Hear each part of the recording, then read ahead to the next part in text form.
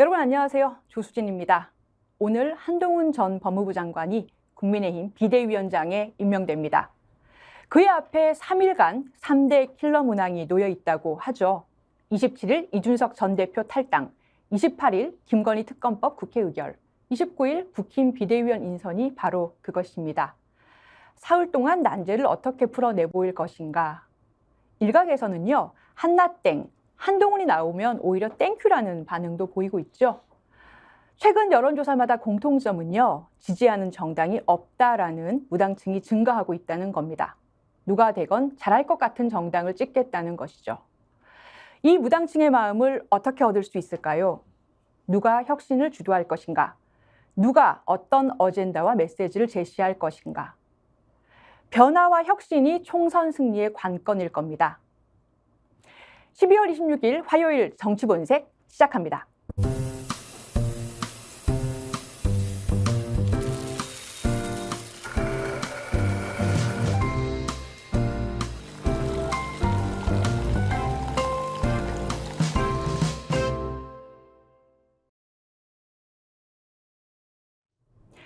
국민의힘이 오늘 한동훈 전 장관을 당의 비대위원장으로 공식 임명합니다.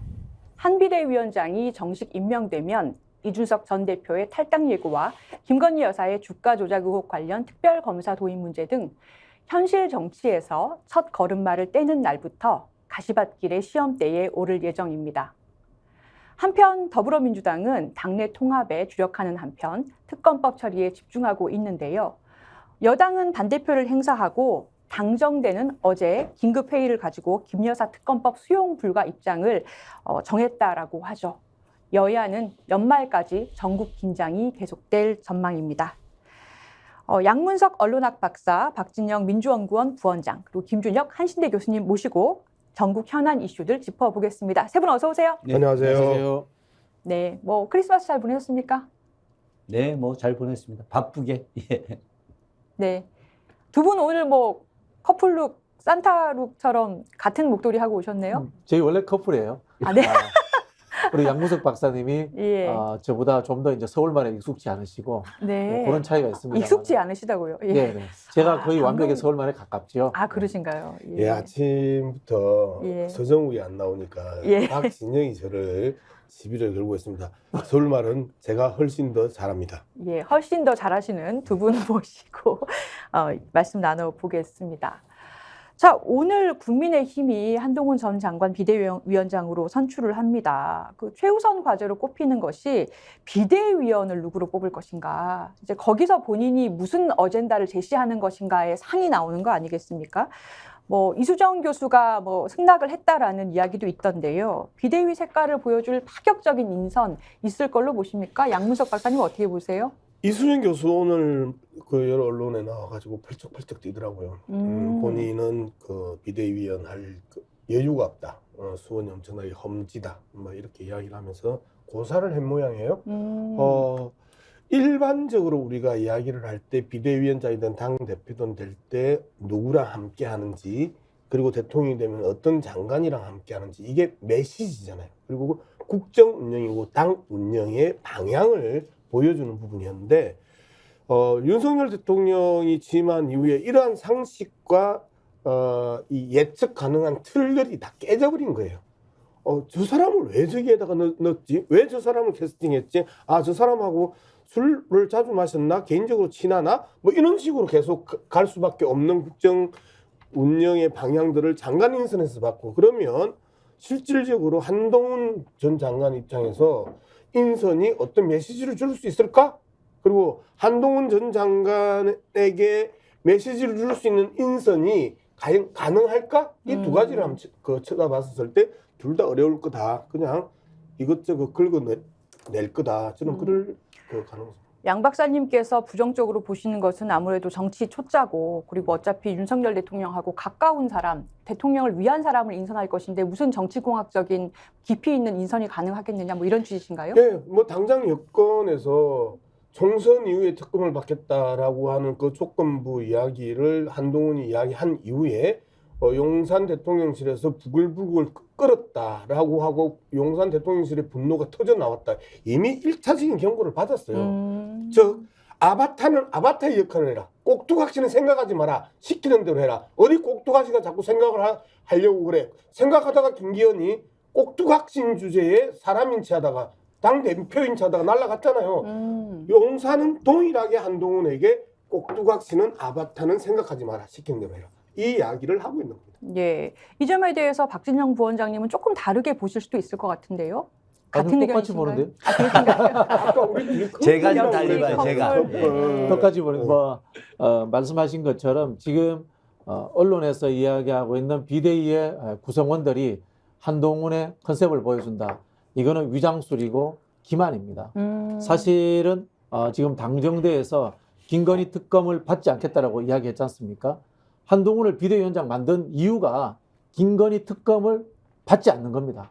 거기에 의해서 모든 것이 좌지우지된다라는 것을 숨기기 위해서 지금 언론들이 세대교체라든가 뭐 물갈이 이런 것들을 부차적인 것들을 메인 이슈인 것처럼 끄집어내고 있다. 저는 그렇게 해석이 되고요. 그렇기 때문에 결국은 여당 지도부라는 것들도 김건희 특검을 막는 것에 동의하는 사람들로 채워질 것이다. 이게 사실은 저는 본질이다. 이런 생각이 들고요.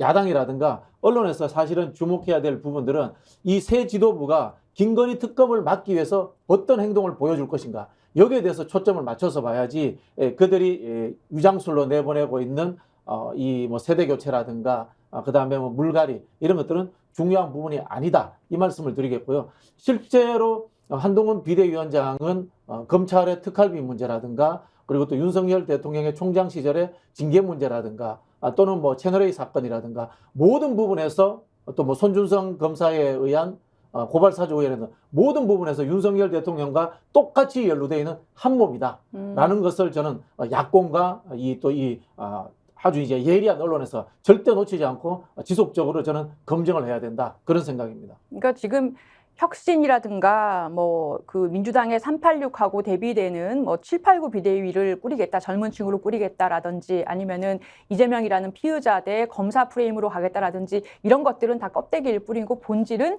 김건희 방탄이다. 이렇게 맞습니다. 보시는군요. 그리고 또 하나 빠뜨린 게 한동훈 비대위원장도 피의자입니다. 한 몸이라는 게 그런 의미죠. 고소 고발 여러 군데서 당해 있습니다 지금. 네. 와, 그럼 비의자를 정확하게 발음하셨습니다. 그래야 서울말 저보다 더 확실히 잘 써요. 우리는 그냥 비의자 그러는데 비의자라고 억지로 안 되는 의의를 사용하십니다.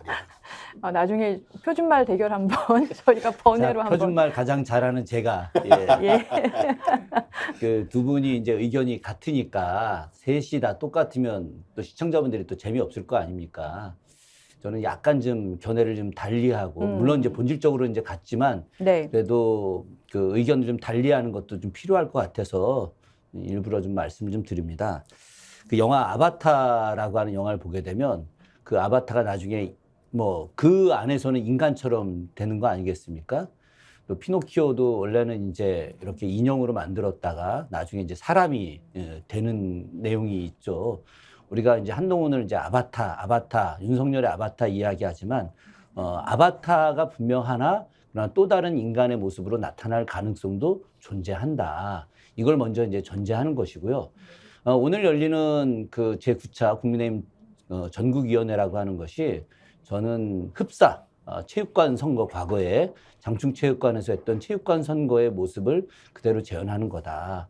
1987년 6월 10일 날이 바로 민주정의당 대선 후보를 갖다가 장충체육관에서 이제 결정을 한 날이었죠. 그건 결정인데 그날 결정된 사람이 바로 노태우였죠. 네. 그래서 이제 요랑쟁이 이제 시작이 된 거고 노태우가 수많은 시민들의 국민들의 열화와 같은 민주화 열기를 보고 깜짝 놀라서 19일 뒤에 6.29 선언을 이제 하게 되는데 저는 윤석열, 한동훈의 관계가 전두환, 노태우의 관계와 매우 흡사하다.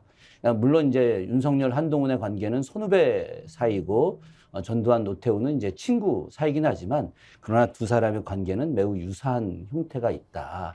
그렇게 보자면은 한동훈이 이제 완벽하게 윤석열을 지지하고 윤석열을 따르는 일을 해야 되는데 근데 과거로 보게 되면 노태우가 분명히 전두환에 충성해서 거기까지 갔지만은 그러나 나중에 또 전두환에 대해서 뒤통수를 치지 않습니까? 오랫동안에 눌려왔던 이런 여러 부분들이 이제 발현이 돼서 그런 결과들이 나오게 된 건데, 저는 그 이번에 한동훈이 이제 윤석열을 굉장히 저는 개인적으로 많이 활용했다라고 생각을 하고 있고, 형님 하면서도 은근히 활용하고, 왜냐하면 윤석열이 좀 무식하잖아요. 그죠? 여기는 좀 고단수고.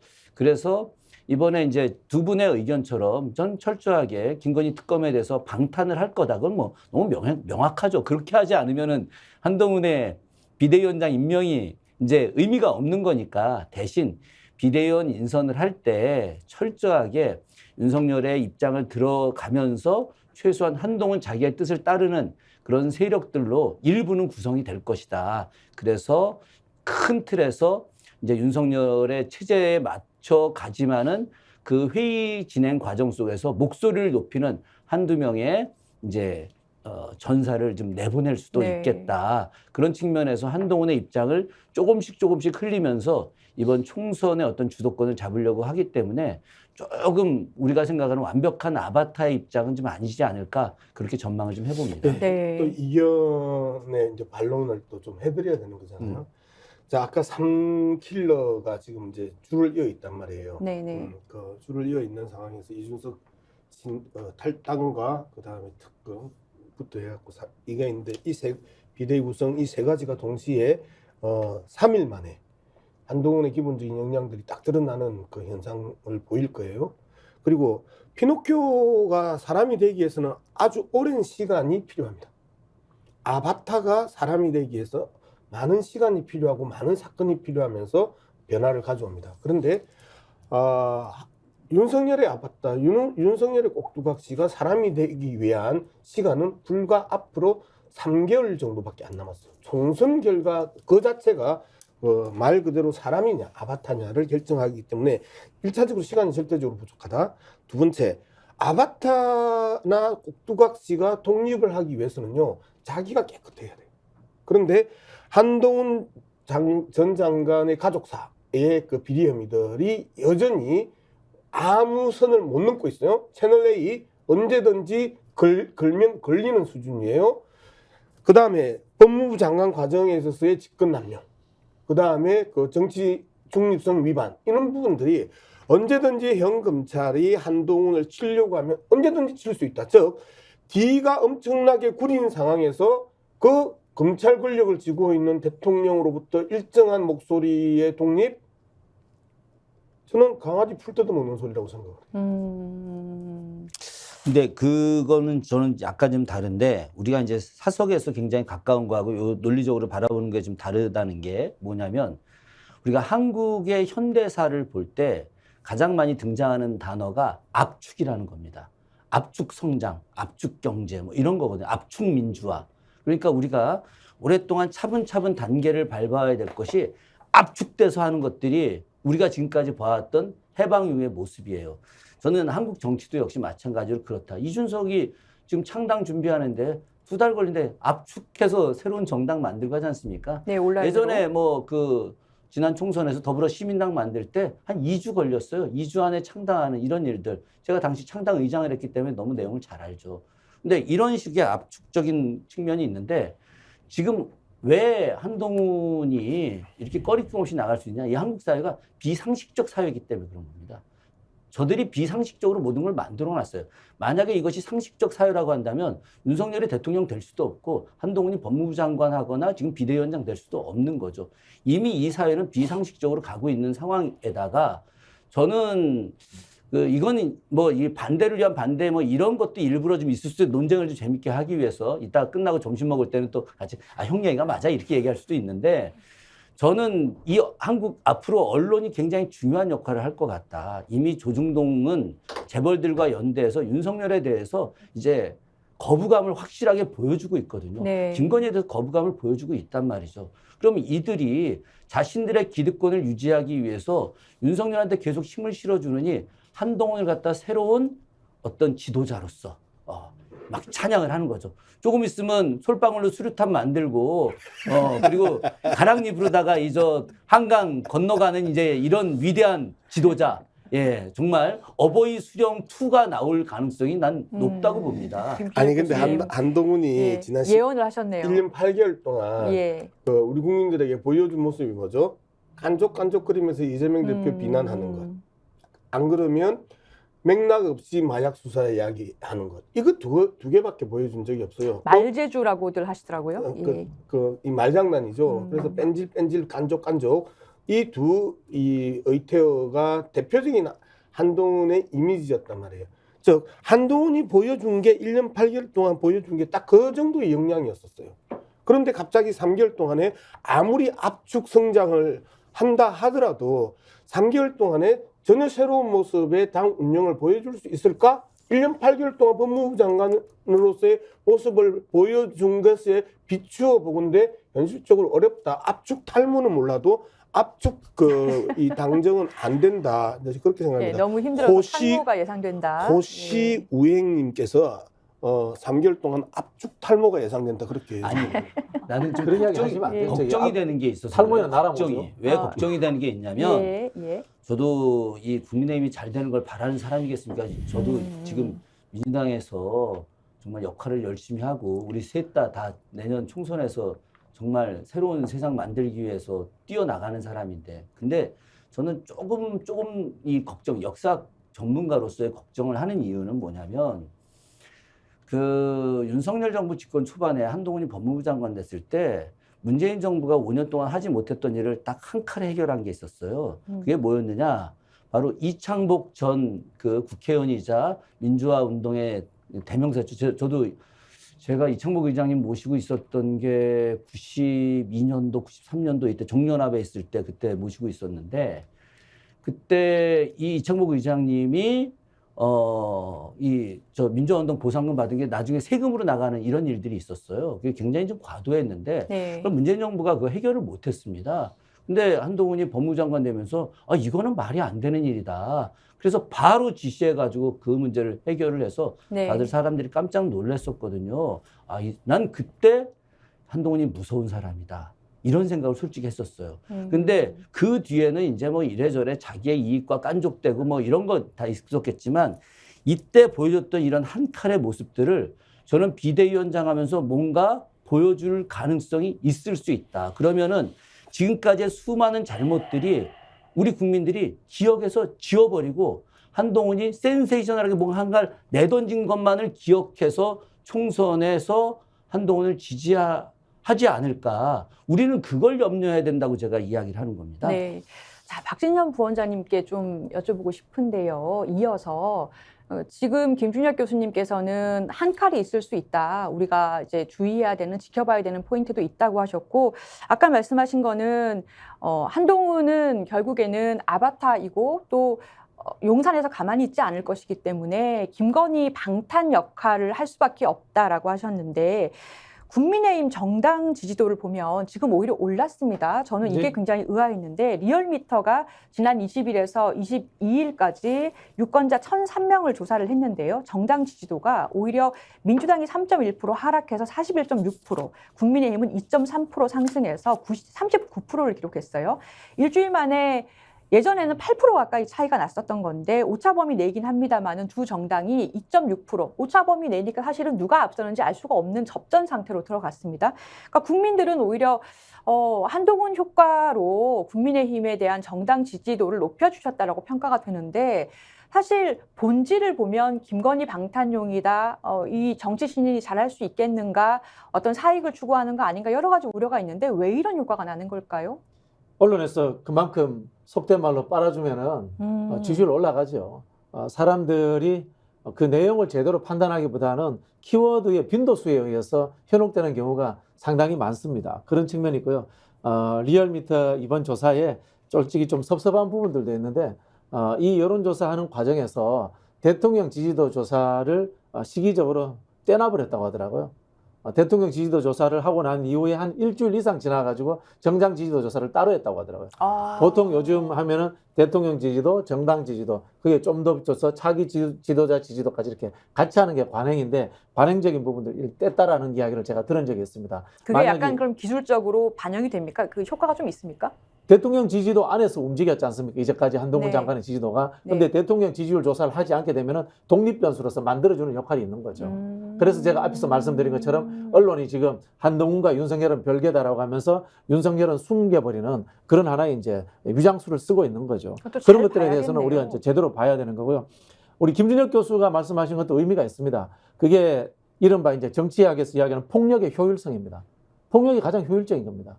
민주주의는 비효율적입니다. 다른 사람들의 의견을 들어야 되기 때문에. 그러나 때로는 국민들은 민주주의와 이념, 가치의 문제보다는 빨리 시원하게 가자라는 한국 사회의 특징인 다이나믹스가 작동할 때도 있습니다. 그게 사실은 박정희 환상이에요. 그걸로 남아있는 이유이기도 하거든요. 그런 부분에 대해서는 경계할 부분들을 충분히 경계해야 되고요. 정치를 보는 부분에 있어서 본질과 그다음에 더 씌워진 외피라는 것에 대해서 구분할 줄 알아야 되고요. 두 가지에 대해서 같이 전략적 대응을 할 줄 알아야 된다고 봅니다. 앞서서 한동훈과 윤석열과 김건희가 한 몸이라고 했던 것이 본질이라면은 언론에서 만들어가고 있는 금방 말씀하신 것처럼 효율적인 부분들, 분명히 힘이 있기 때문에 폭력이 있기 때문에 본인이 하고자 하는 것들을 아주 속도감 있게 압축적으로 할 수 있습니다. 국민의힘의 영남 부태들 쳐낼 수 있습니다. 세대교체 할 수 있습니다. 네. 이런 것들에 대해서도 또다시 같이 대응을 해줘야 되는 겁니다. 그래서 한편으로 보면은 그냥 한나땡이다라고 하는 것이 정답이 아니고요. 상대방이 하려고 하는 프로세스에 대해서 대응 논리를 갖고 있어야 되는 겁니다. 예를 들자면은 선제적으로 민주당에서도 물갈이 인적 쇄신해야 됩니다. 586이라든가 뭐 다선 중진들 물갈이 쇄신해서 상대방보다 먼저 이슈를 선점해버리는 그런 것들도 가져야 되고요. 지역적 차원에서 대규모 공약이라든가 이런 것들을 만들 필요도 있고요. 또 분명히 국민의힘 계열 정당에서 하는 것은 늘 이 종북 논란입니다. 부동산 문제 또 튀어나올 겁니다. 네. 그런 것들 차원에서 민주당에서 이 담론 차원에서의 부동산에 대한 종합적인 대책들 그리고 종북 문제에 대해서 늘 나왔던 것이 거기에 대해서 선제적으로 먼저 꼬리 자르기를 하는 것들 이런 것들까지도 먼저 준비하는 자세가 필요하지 제가 아까 말씀드린 것처럼 본질이 그렇기 때문에 우리는 당연히 이긴다는 선언과 그다음에 막연한 희망에서 머물러서 될 것은 아니고 상대방이 구사하는 작전에 대해서도 대응하는 하나의 양면적인 종합적인 대책이 필요하지 않나 그 말씀을 드리고 싶습니다. 네. 예, 여론조사 이제 보는 방법에 이제 크게 두 가지로 저는 이야기를 하고 싶은데 첫 번째는 제가 지금 이 데이터가 지금 드러난 게 이 정도밖에 지금 언론에 안 드러나서 모르는데 70대 이상의 결집 세대별로 보면 또는 지역별로 보면 영남의 결집 이제 이런 그 데이터를 봐야 저 전체적인 흐름들을 이제 볼 수 있기 때문에 큰 변화의 흐름이 없다라고 이제 볼 가능성이 있고요. 두 번째가 추세가 중요하다는 말씀인 거죠? 그러니까 지금 그 영남 지지율이 계속해서 요동친단 말이에요. 어떤 때는 국힘당보다 민주당 그 정당 지지율이 높게 나오는 경우도 있단 말이에요. 최근에는. 그럴 때도 있어요? 예. 최근에는 이제 그런 형태의 흐름들이 계속 요동치는 과정에 있어서 특별한 이슈가 없었었는데 이러한 그 데이터가 나온다? 이거는 다시 영남의 그 표집의 영역과 그다음에 결집의 영역 이 두 가지를 이제 쳐다봐야 되고요. 그리고 많은 그 시청자들이 그 좀 불편하겠지만 이 이야기는 해야 돼요. 우리 강서구청장 선거의 결과는 17% 포인트 차이가 났지만 강서구청 구민들의 38%가 윤석열을 지지했습니다. 김태우를 지지했습니다. 이직을 했단 말이에요. 기본적으로 여전히 35에서 38 정도의 정치 고관 요청 또는 투표를 하러 나가고자 하는 분들은 이 정도의 지지율을 가지고 있다는 거예요. 그렇기 때문에 예를 들어서 강서구청장 선거에 있어서 2번을 찍었던 사람들이 38%인데 여기에서 39% 정도 나오면 오차 범위 안에서의 그 표집이란 말이에요. 이런 측면에서 봤었을 때 명확하게 윤석열 정부가 가지고 있는 지지율이 나올 만큼 나왔다. 문제는 민주당 지지율이 특별히 나오지 않았다. 이 부분을 우리가 또 이번 그 여론조사를 볼 때 한번 주목해 볼 필요가 있다고 생각합니다. 네. 한동훈 비대위 띄우기를 넘어서 아예 지키기에 언론들이 나섰다라는 국민의힘이 지키기에 나섰다라는 말도 있어요. 그러니까 어제 25일 날 방통위에다가 MBC 라디오 프로그램인 김종배 시선 집중에 대해서 심의 신청을 했는데요. 그 이유가 조금 황당합니다. 그러니까 진행자가 여론조사를 인용해서 중도층에서 한동훈 폭발력이 거의 없다라는 식으로 단정했다. 라는 게 이유인데 좀 더 자세하게 보면 그러니까 국민의힘 미디어국에서 김종배의 시선 집중을 겨냥해서 진행자가 노컷뉴스의 여론조사를 인용하면서 오차범위 내다라는 말을 하지 않았다. 그렇기 때문에 한동훈 폭발력이 거의 없다는 식으로 단정했고 이게 방송심의규정 위반이다라고 했습니다. 국민의힘에서 언론 옥죄기 나섰다고 볼 수 있나요? 박진영 부원장님? 그렇죠. 뭐 사실 김흥일 위원장이 검사 출신이잖아요. 권익위원장 하다가 검사 출신을 다시 방통위원장으로 바꾼다는 자체가 네. 총선을 앞두고 언론에 대해서 뭔가 털게 있으면 털겠다. 뭐 그런 근본적인 생각 아니겠어요? 그리고 금방 말씀하신 이 여론조사 부분에서 그 오차범위 내에 실제로 제가 알기로는 언론사에서 전체적으로 여론조사의 이 설계를 이야기를 해줍니다. 몇 명의 질문을 했다. 그 다음에 이게 뭐 ARS다 또는 뭐 직접 대면 조사다. 그리고 오차 범위 몇 %다. 요것만 이야기하지 방송을 하는 와중에 그 오차 범위 내에서 앞섰다 이런 거 하지 않거든요. 제가 아는 바로는 이것 자체가 굉장히 저는 이 방송을 압박해 가지고 여론을 좀 호도하려고 하는 그런 하나의 좀 발상이 아닌가 이런 생각이 들어요. 네. 네. 지금 방송 장악이 굉장히 중요한 이슈가 점점 돼 갈 것 같습니다.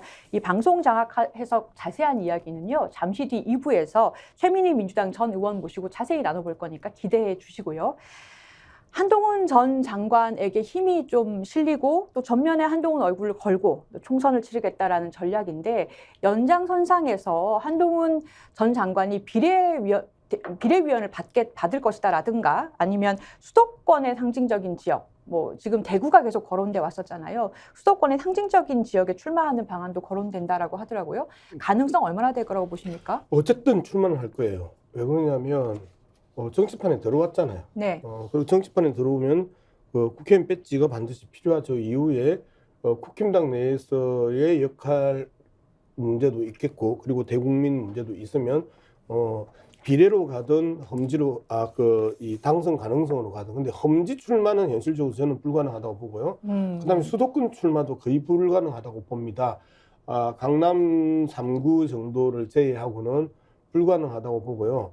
어디로 가든 위험하다. 그렇기 때문에 이제 영남으로 가고 영남 중에서도 가장 안전한 대구 경북 쪽으로 받을 가능성이 이제 가장 높다. 저는 이제 그렇게 보고, 그렇지 않으면 비례로 받으면서 전국 선거를 총괄하겠다는데, 이 부분도요.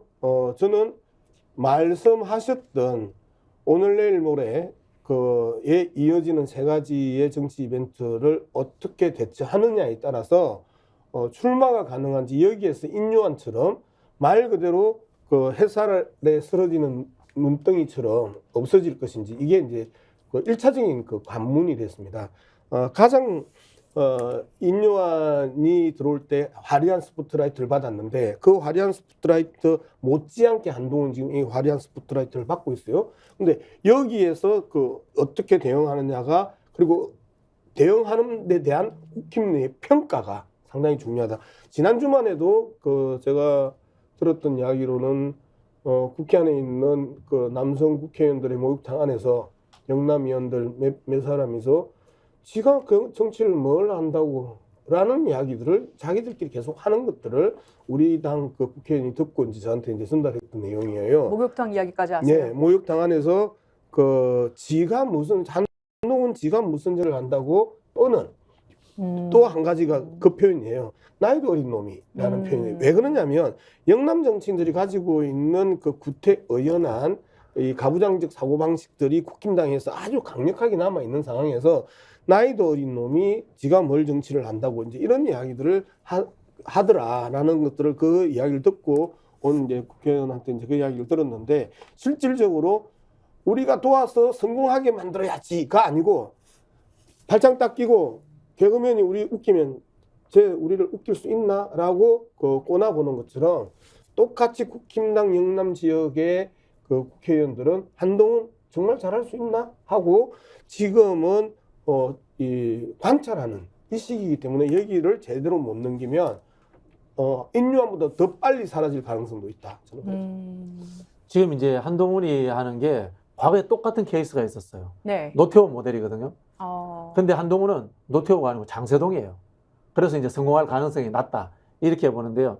노태우가 12.12 쿠데타 때 수도경비사령관으로서 공범입니다. 네. 공범인데 그 다음에 전두환이 대통령이 되자 내무부 장관이 됩니다. 윤석열이 대통령이 되자 법무부 장관이 됩니다. 그 다음 뭐가 되냐면은 노태우가 비례대표로 국회의원이 됩니다. 한동훈도 저는 비례대표로 국회의원이 될 거라고 봅니다. 그 다음 노태우가 당 총재가 됩니다. 네. 한동훈 당 대표가 됐습니다. 그 다음 노태우가 하는 게 뭡니까? 위대한 보통 사람들의 시대라고 해서 이미지 메이킹으로 본질을 회피합니다. 군사정권의 후예다. 5.18 광주민주화운동을 학살한 사람의 공범이라는 것을 은폐를 합니다. 그리고 해서 6.29 선언이라는 걸로 해서 다시 대통령이 됩니다. 똑같은 케이스로 가려고 합니다. 그러면 우리는 어떻게 해야 되냐? 앞서 말씀드린 것처럼 본질에 대해서 끊임없이 이야기를 해줘야 되는 거고요. 전두환과 노태우는 쌍생하다 한 몸이라는 것을 우리가 과거에 놓쳐버린 적이 있습니다. 놓치면 안 되는 거예요. 예. 한동훈은 본질적으로 윤석열, 김건희와 한 몸인 거고 특검을 막기 위해서 들어온 사람이라는 것에 대해서 민주당이라든가 언론에서 끊임없이 노래를 해줘야 됩니다. 대중들이 잊지 않도록. 대중은 한순간에 잊어버릴 수도 있는 거니까요. 지금 말씀드리면서 서동요가 좀 필요하겠다. 이런 생각을 좀 하게 됐고요. 저는 개인적으로 한동훈이라는 사람이 정부 여당의 비대위원장이 된 것 자체가 한국 정치 비극이다. 이런 생각을 합니다. 이 칼이라는 게 만들어질 때 명검이 되는 것은 수도 없이 두드려져야 되거든요. 이게 두드려져서 단단해져야지 검이 검의 역할을 하는 겁니다. 이 검과 검이 부딪힐 때 이제 칼과 칼이 부딪히기 때문에 이가 나가거든요. 이가 나가게 되면 검이 베어지지를 못해요. 그래서 옛날에 그 검들이 주로 이제 거의 몽둥이처럼 때려서 사람을 죽이는 이제 이런 정도 수준이 되거든요. 근데 검이 진짜 오래 단련된 검들, 두드려진 검들은 이게 이가 나가지 않거든요. 근데 한동훈 장관은 두드려진 검이 아니라 화려한 검일 뿐이에요. 겉모습이 화려하죠. 그러니까 굉장히 있어 보인단 말이죠. 근데 실제 전쟁용에서는 활용되어지는 검은 아니거든요. 물론 이제 이 화려한 검도 쓰임이 있겠죠. 장식용이니까. 그런데 한편으로는 그런 검이 지금 한국 정치에서 가장 중요한 인물로 나온 것 자체가 비극이다. 그런데 우리가 무조건 비극이고 제가 제대로 못할 거다. 이렇게 생각해서는 안 된다는 겁니다. 저는 한동훈은 철저하게 자기중심적 인간이거든요. 제가 역사 심리학을 공부하면서 느꼈던 것은 저런 사람은 철저하게 남을 배려하는 사람이 아니에요. 그래서 아까 말씀하셨던 대로 대구 아니면 강남 3구 이 둘 중에 하나에서 100% 출마해서 안정된 기반을 갖고 그 속에서 자기 권력을 공고히 해나가려고 할 겁니다. 그 뒤에는 윤석열, 김건희도 뒤통수를 충분히 칠 수 있는 사람이다. 그래서 이 사람이 어떤 센세이너널한 정책을 분명히 만들 것이고 언론이 엄청 띄울 거니까 그거에 대해서 우리가 민주당이 잘 준비를 하는 것들이 가장 핵심적이지 않느냐. 제가 또 다시 한번 염려스러워서 말씀을 좀 드립니다. 네. 한동훈 비대위원장 그리고 노태우하고 비교해 주신 부분 그리고 김준혁 교수님께서 이제 지적해 주신 부분 잘 들었는데요. 노태우 대통령의 경우에는 크게 타협하거나 크게 받아들인 부분이 있었어요. 직선제를 받아들인다든가 또 나중에 평가에서는 남북 관계에서는 긍정적인 평가 부분이 있었다라고 되어 있는데 한동훈 비대위원장의 첫 번째 시험대는 김건희 특검에 대해서 어떻게 일가를 할 거냐라는 건데 어제 그 대통령실, 정부, 국민의힘, 당정대가 모여서 김여사 특검법은 수용 불가다라는 의견을 모았다고 합니다. 여권 관계자가 얘기한 것으로는 총리 공간에서 어제 긴급하게 비공개 당정대 협의회를 열고 국민의힘 윤재욱 권한대행, 한덕수 국무총리, 김대기 대통령실 비서실장 등이 참석을 한 상태에서 이 대통령실 내부에서 김건희 특검법 자체를 윤석열 대통령을 흔들어서 총선에서 우위를 점하려는 여당의 정치 공세다라고 간주하고 있기 때문에 그 전임 문재인 정부 시절에서도 2년 동안 수사하지 않았냐. 그런데 혐의를 찾지 못했다라고 하면서 이 정쟁 특검이고 악법이다라고 비판을 했다고 합니다. 그래서 수용 불가라고 아예 입장을 정리했다라는 보도가 어제 그렇게 정리했다라고 나왔습니다. 자, 이 형국이 이렇게 흘러가고 있습니다. 첫 번째 이 시험대로 봤던 김건희 특검법에 대해서 당정대가 그냥 모여서 이 수용 불가다라고 입장 정리했다고 합니다. 어떻게 봐야 됩니까? 전두환은 노태우에게 융통성을 줬어요. 나를 밟고 가라. 그렇게 해서 6.29 선언이 나왔단 말입니다. 근데 지금 이 정부는 이 한동훈 위원장에게 융통성을 줄 수가 없어요. 왜냐하면 이 김건희 특검이라는 것 자체가 결국은 윤석열 퇴진과 연결되어 있어요. 그렇기 때문에 줄 수가 없는 거예요. 이 김건희 그 도이치모터스 의혹 관련해 가지고 지난 대통령 선거 때 윤석열 대통령이 뭐 통장을 잠시 빌려준 것 뿐이다. 그다음에 손해봤다. 뭐 이런 이야기를 했단 말이에요. 근데 지금 언론에서 나오는 것들을 보면은 김건희가 직접적으로 통장을 관리했고 통화한 내역들도 나옵니다. 그리고 1심에서 아시겠지만은 이 공범자들이 실제로 징역을 받았어요. 선고를 받았어요. 그런 상황에서 이제까지 본인이 검찰총장이라는 힘으로 그것을 수사 안 하도록 했던 거 아닙니까? 그렇기 때문에 지금 특검을 하는 상황인 거고요. 그렇기 때문에 지금 이 윤석열 정부는 이거를 이 정권의 명운을 걸고 막는 거예요. 이런 부분에 있어서 한동훈에게 어떤 융통성을 줄 수 없는 겁니다. 실제로 뭐 노태우가 되려고 했다면은 한동훈이 아니라 뭐 권영세라든가 원희룡 같은 정치적 경력이라든가 또는 융통성을 실제로 발휘할 수 있는 정치인을 썼겠죠. 근데 한동훈을 썼다는 것은 이 특검 자체가 정권의 명운이 걸렸기 때문에 수단과 방법을 가리자고 막아라라는 그냥 오다를 내린 거예요. 그런 부분에서 이 민주당이라든가 야권이 해야 될 것도 뻔합니다. 이 특검의 모든 것을 올인해서 집중을 해야지 다양한 한동훈이 던지는 정치 이슈에 그쪽 프레임에 말려가지고 다닐 필요가 없다라는 말씀을 제가 거듭해서 드리는 거예요. 상당히 좋은 그 예를 들었는데 장세동이다라고 이제 이야기하는 부분. 장세동은 전두환의 아바타고 전두환의 꼭두각시잖아요. 그런데 이제 우리가 한동훈을 그 윤석열의 아바타 꼭두각시라고 이야기하는 게 장세동이 될 가능성이 높다라는 부분이잖아요. 네. 대통령 비서실장, 국무총리 그리고 집권 여당의 원내대표가 모여서 김건희 특검법을 어떻게 할 것인가를 이제 놓고 이야기를 할 때 말 그대로 총선 승리에 대해서 조금이라도 관심이 있으면 이 부분에 대해서 상당히 유연하게 접근을 해야 돼요. 거부권을 행사하겠다라고 이야기를 하면 안 되는 상황이죠. 그리고 이 부분에 대해서 어떤 방식으로든지 받아들이고 그리고 대통령과 부인의 관계를 이 단절시키고 갈라치는 이러한 그 기본적인 전략 전술들이 나와야 돼요. 그런데 지금 상황에서 국민들의 그 많게는 70%, 적게는 65%가 김건희 특검법에 대한 거부권을 행사해서는 안 된다. 이게 상당히 여론조사가 재밌어요. 특검을 해야 된다는 60% 정도밖에 안 나와요. 그런데 거부권을 행사해서는 안 된다는 70%에서 65%가 나와요. 오히려 10%포인트 높게 나와요. 네. 이 부분들은 그동안 대통령이 양국관리법부터 시작해가지고 방송법, 그 다음에 노란봉투법, 이 부분에 대해서는 상당히 그 제한적인 영역의 이 이해관계가 있었는데 김건희 특검법은 말 그대로 국민들의 상식과 원칙 속에서 이거는 아니지 않냐라고 생각하고 있었고, 근데 그 거부권을 줄 때만 해도 별 그 후폭풍이 없었는데 이 부분에 대해서는 야, 대통령 부인하도 잘못했으면 수사받게 해야지 왜 수사를 안 해? 이제까지 너희들이 안 했으니까 이 이야기가 나온 것 아니야? 그러면 법까지 통과가 됐으면 이거는 받아들여야지. 거부권 행사하면 안 되지가 국민들의 기본적인 시선이란 말이야. 여기에 대해서 아무런 고려를 하지 않고 있는 게 대통령 비서실, 국무총리실, 그 다음에 현재 그 국힘당 대표 권한대행, 원내대표잖아요. 이런 행태들을 보이고 있다는 측면에서 가장 간신들의 때로 현 정권을 갉아먹고 있다. 두 번째, 한동훈은 그럼 여기서 뭘 할 수 있는가? 네. 아무런 여지가 없어져 버린 거예요. 총선 뒤에 하자. 총선 뒤로 미루자고 이야기했는데 용산에서 화를 버럭버럭 내는데 여기에서 한동훈이 1차적인 경고를 먹고 이미 쫄보가 된 거예요.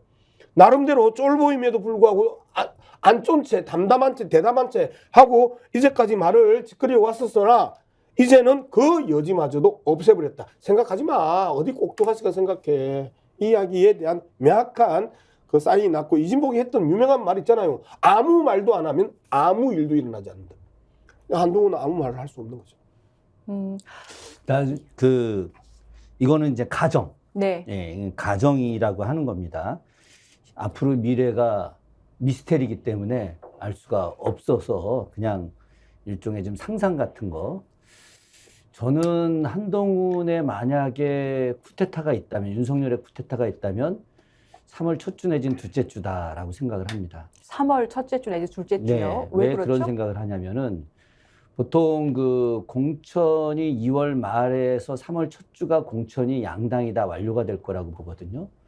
그러면 그때 공천이 다 끝난 상태에서 검사 출신들로 이제 채워지고 예, 공천에서 밀려난 국민의힘 사람들 또 이제 공천이 완료됐긴 했지만은 윤석열 대통령이 김건희 특검에 대해서 거부권을 행사하고 난 이후에 상당히 그 분위기가 안 좋아지기 때문에 총선에서 이제 완전히 이제 뭐 이건 백석도 못 얻는다라고 하는 위기감을 갖게 되면 그때 가서 국민의힘에 차기 총선 출마자들, 현역 의원들 포함해서 저는 반기가 드러날 것이다. 거부권은, 특검 거부권은 보름 안에 이루어져야 되지만 그것에 대해서 국회가 3분의 2 이상을 할 수 있는 재의결은 기간이 없어요. 예, 이게 이제 현재 법입니다. 그래서 기간이 없기 때문에 민주당이 지금 두고 있다가 거꾸로 그쪽에서 탈락됐던 여러 사람들과 함께 연대해서 박근혜 이 탄핵안을 갖다 당시 국민의힘 사람들이 60석이 넘게 동의를 해줬기 때문에 가능했던 것과 마찬가지로 저는 그 3월 둘째 주 정도에 민주당과 당시 그 국민의힘의 뭐 총선 출마자들이든 아니면 그 탈락자들, 현역 배지들하고 같이 연대해서 김건희 특별법에 대한 재의결을 할 거다. 이때 분명히 이런 논의가 전 100% 있을 거라고 생각합니다. 저는 거의 나름의 확신 같은 게 좀 있는데 이때 한동훈이 어떻게 처신할까? 과연 이때도 똑같이 아바타로 나올 것이냐? 아니면 이때 윤석열의 뒤통수를 때리고 자기가 국민의힘의 총선을 살린다는 명분으로 나서서 오히려 좀 안정되게 간 상태에서 차기 대선 행보를 할 것이냐. 이거는 지금 굉장히 흥미롭게 지켜봐야 될 대목이고 어떻게 될지는 아직 모른다. 다만 이런 가능성도 충분히 존재할 수 있다 생각을 합니다. 저는 뭐 김준혁 네. 교수님과 시기적인 부분과 향후에 닥칠 이 국민의힘의 파고 이런 부분들은 비슷하게 봅니다만 언젠가는 한동훈이 쿠데타를 일으킬 수밖에 없다. 저는 그게 아니고 예. 언젠가는 한동훈도 잘려나간다. 잘려나간다. 그게 저는 2월 말이나 3월 초라고 봅니다. 완전히 다르네. 한동훈 뒤가 또 누가 있을까요? 그래서 그게 의문인데요. 그러니까 네. 이런 부분입니다. 그 당시에 전두환은 쿠데타의 직접적인 주범입니다. 노태우도 주범 비슷한 공범이에요. 근데 전두환은 정당성 있는 절차를 통해서 선출되지 않았어요. 노태우는 그러나 국회의원을 한번 합니다. 그리고 정당의 대표를 하면서 민심과 한번 섞여봅니다. 차이점이 있는 거예요. 그 이야기는 뭐냐면은 전두환보다 노태우가 훨씬 더 확장성이 있었어요. 근데 지금에 보면은 윤석열과 이 한동훈 문제에서 제가 말씀드린 것은 한동훈은 노태우인 척 하지만 장세동인 거예요. 장세동인 거예요. 윤석열의 부하인 겁니다. 그 안에서 벗어날 수 없는 확장성이 전혀 존재하지 않는 완벽하게 일치된 사람이에요. 그런 사람이기 때문에 쿠데타를 할 수가 없고 쿠데타하는 상황이 된다면은 저는 오히려 국민의힘에 있는 기존 그 기득권들이 한동훈까지도 윤석열과 함께 쳐내는 상황으로 갈 것이다라고 오히려 예측을 합니다. 그리고 저도 이제 김준혁 교수 이야기의 시점에 뭔가 일어날 수도 있다라는 부분에 대해서는 동의를 하는데요. 저하고 지금 김준혁 교수가 정세를 바라보는 게 좀 달라요. 네. 어떤 부분이냐면 현재 윤석열 정권의 아주 누적된 실정으로 인한 정권 심판론이 국민들의 그 과반수가 가까이 분노들이란 말이에요. 그런데 한동훈이 갑자기 특검법을 받는다 치고 이 특검법을 받아서 이슈 하나로 이 누적된 분노, 실정과 그 무능에 대한 누적된 분노를 이슈 하나로 확 엎고 투표 태도를 바꿀까? 저는 그건 아니라고 보는 거예요. 즉 쌓여서 왜 투표하는 게 없냐. 지난 강서구청장 선거 과정에서 많이 나왔던 이야기입니다. 왜 올해는 보궐선거가 이거밖에 없냐. 네. 투표로 심판하고 싶다라고 하는 그 분노들이 엄청나게 누적돼 있는 상황에서 한동훈이 특검법을 받았다고 해서 갑자기 분위기가 확 바뀌면서 역시 윤석열 정부야.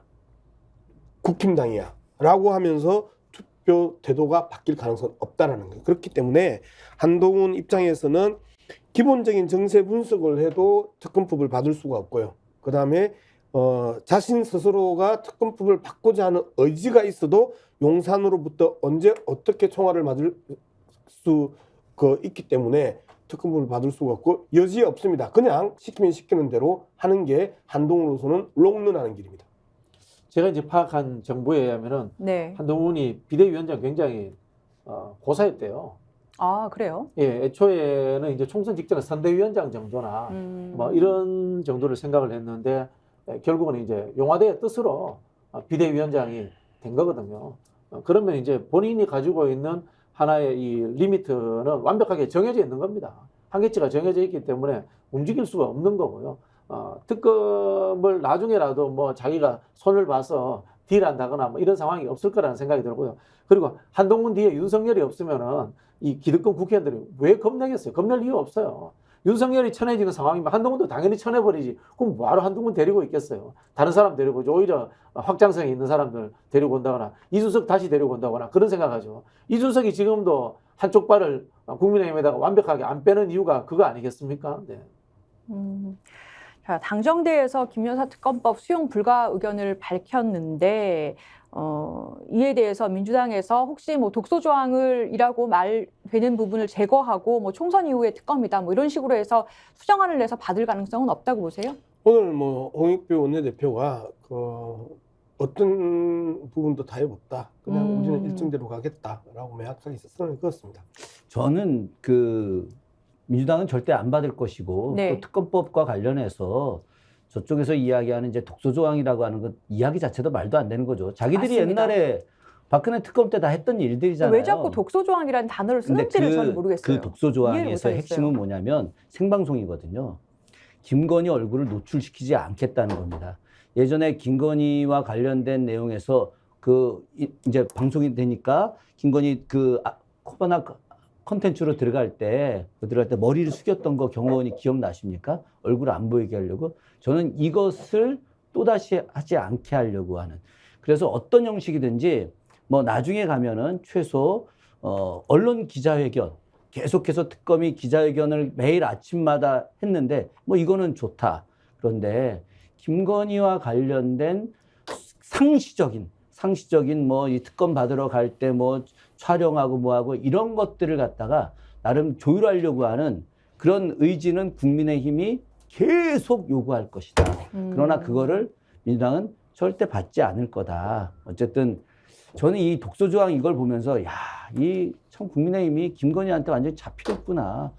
이런 생각을 계속 하게 되죠. 김 교수님 말씀하신 독소 조항이라는 거가 진짜 독소 조항인지 한번 짚어볼 필요는 독소 조항은 있는데요. 아니죠. 뭐 완전히. 언론- 예를 들면 예. 야권에서 왜 그 특검을 추천하느냐 그 이야기 아닙니까, 그죠? 예, 그거하고 최순실 언론 특검- 생중계 두 가지입니다. 예, 최순실 특검 때도 그렇게 야권에서 야권에서 추천했죠. 했죠. 예, 예. 맞습니다. 그때 특히 이제 이번에 또 나오는 게 이제 교섭단체가 아닌 정당에서 추천하는 문제 그 이야기를 하는데 물론 뭐 그때는 이제 국민의당이 교섭단체기는 했습니다만은 국민의당이 3당이었습니다.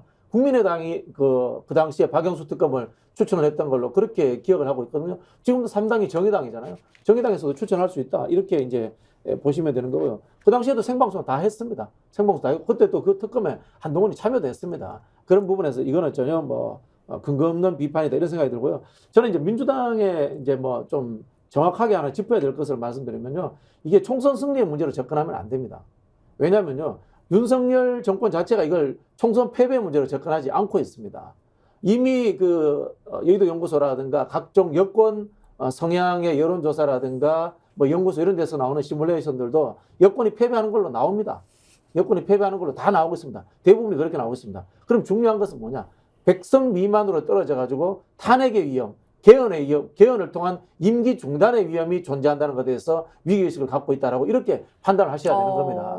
상대가 느끼는 위기가 뭔지를 알고 반대쪽에서도 작전을 짜고 어떤 계획을 짜봐야 되는 거지. 그냥 우리는 지금 또다시 이길 수 있으란다라고 생각한다면은 지난 총선에서 180석 하고도 개혁 입법 하나도 통과시키지 못한 룰을 또다시 범할 수 있습니다. 지금 부원장님 중요한 얘기 꺼내셨는데요. 그러면 상대방에서 용산에서 최후 저지선으로 생각하는 것은 우리가 생각하는 것처럼 승리가 아니라 100석 이상이죠. 100석을 지키는 것이기 때문에 자신들의 지지층에 대한 결집, 여기에 포인트가 있을 것이지 흔히 예상하듯이 중도층을 더 확장한다든가 이런 게 아닐 것이다. 그렇죠. 중도층을 확장할 것 같으면은 내 안에 한동훈, 윤석열 안에 한동훈을 비대위원장으로 임명할 필요가 없는 거죠. 지금은 100석을 완벽하게 통제하고 지켜가지고 탄핵 또는 개헌을 통한 임기 중단 이런 것들을 막자는 것이 첫 번째 목표라는 겁니다.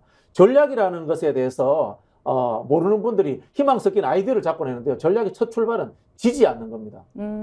이 팀들은 그걸 알고 있는 거예요. 어떻게 보면. 그런 부분에서 접근했어야 되고요. 그래서 저는 민주당이 김건희 특검을 지금 통과시키자마자 대통령이 거부하면은 정권 퇴진 투쟁에 나설 수 있다. 그리고 이 정권 퇴진 투쟁에 대한 심판은 총선이다라고 걸어야 됩니다. 그렇게 해야지만이 실제로 민주당을 좋아하는 분들 그리고 또 윤석열 정부를 싫어하는 사람들이 그런 희망을 갖고 투표장에 나오는 겁니다. 그냥 또다시 민주당이 180석 할래라고 하면요. 180석 지난번에 시켰으니까 뭐 했어라는 비판에 직면할 수밖에 없습니다. 정치라고 하는 것은 국민들이 원하는 것보다 조금 더 희망을 키워줘야 되는 거거든요. 국민들이 싫어하면 어떻게 됩니까? 싫어하는 사람 안 보게 해주겠다라는 것을 걸어야죠. 양 박사님 어떻게 보세요? 동의하십니까? 사시오 패스님이 역시 박진영님 똑똑하고 능력 있어요라고 이야기하는데요. 이 철로 정세를 파악하면 많은 게 이해가 돼요. 어떤 부분이 이해가 되느냐면 왜 하태경을 해운대에서 쫓아내고 자꾸 검사들을 박으려고 그러지? 그 다음에 대구 경북에 왜 자꾸 검사들을 끼워 넣으려고 그래서 대구 경북의 중진들이 저렇게 반발하게 만들지? 이런 부분이거든요. 말 그대로 윤석열의 핵심 측근들을 꽂아 넣어서 이 문제를 해결하려고 하는 부분들은 말 100석이라고 이제 가이드라인을 잡았는데 99석이면 탄핵 당할 수 있잖아요. 그래서 철저하게 자신들의 그 하수인들 그리고 자신들이 스스로 안에서는 그렇게 이야기했죠. 동지들. 믿을 수 있는 사람들. 변하지 않을 사람, 배신하지 않을 사람, 배신하지 않을 한 몸과 같은 사람을 네, 말씀하시는군요. 그들을 공천하려고 하는 겁니다. 그런데 제가 보기에는 이제 백석에 대한 평가들은 좀 크고요.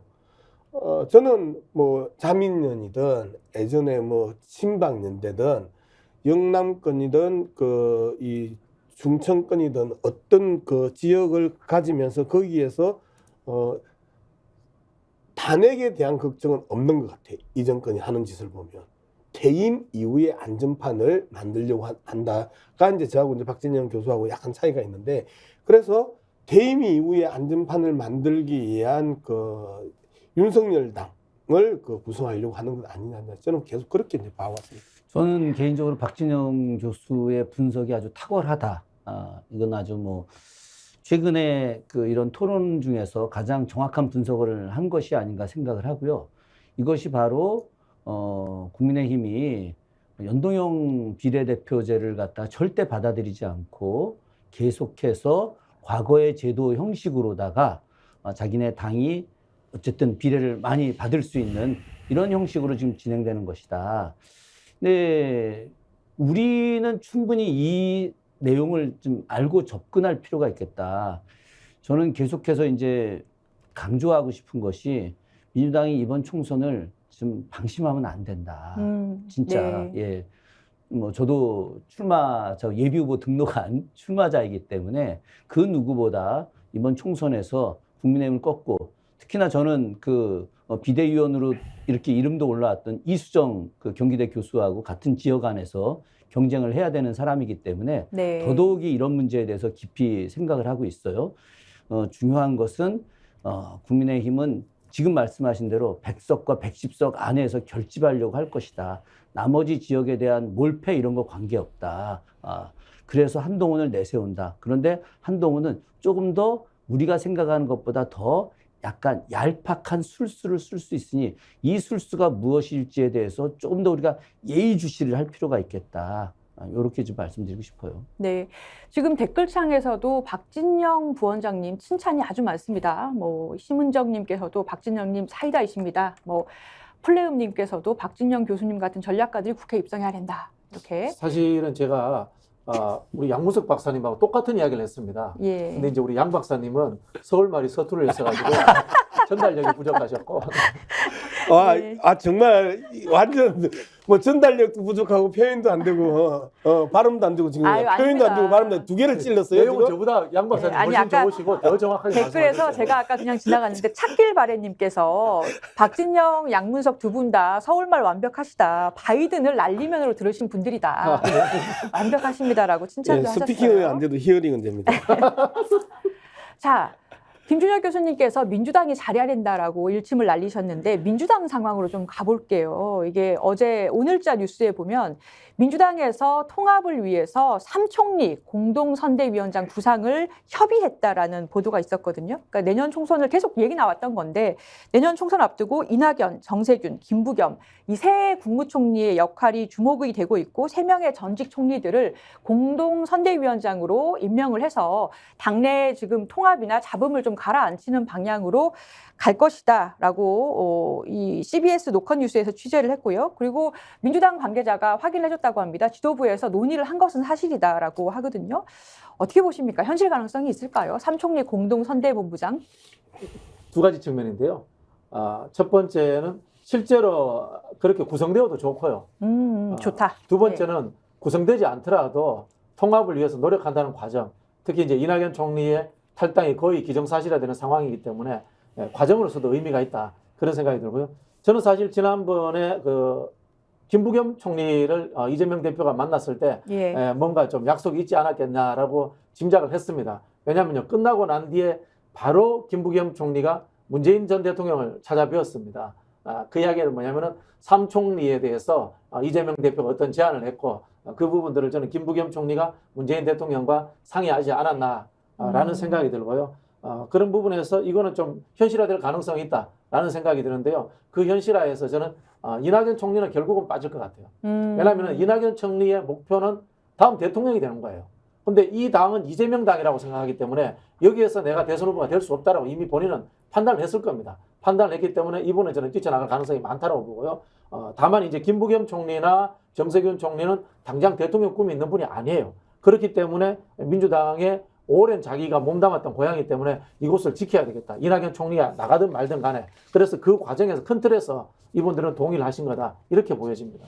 그 이재명 김부겸 회동 이후에 바로 나왔던 이낙연 전 총리의 평가, 네. 실망이다, 그 이야기를 했었단 말이에요.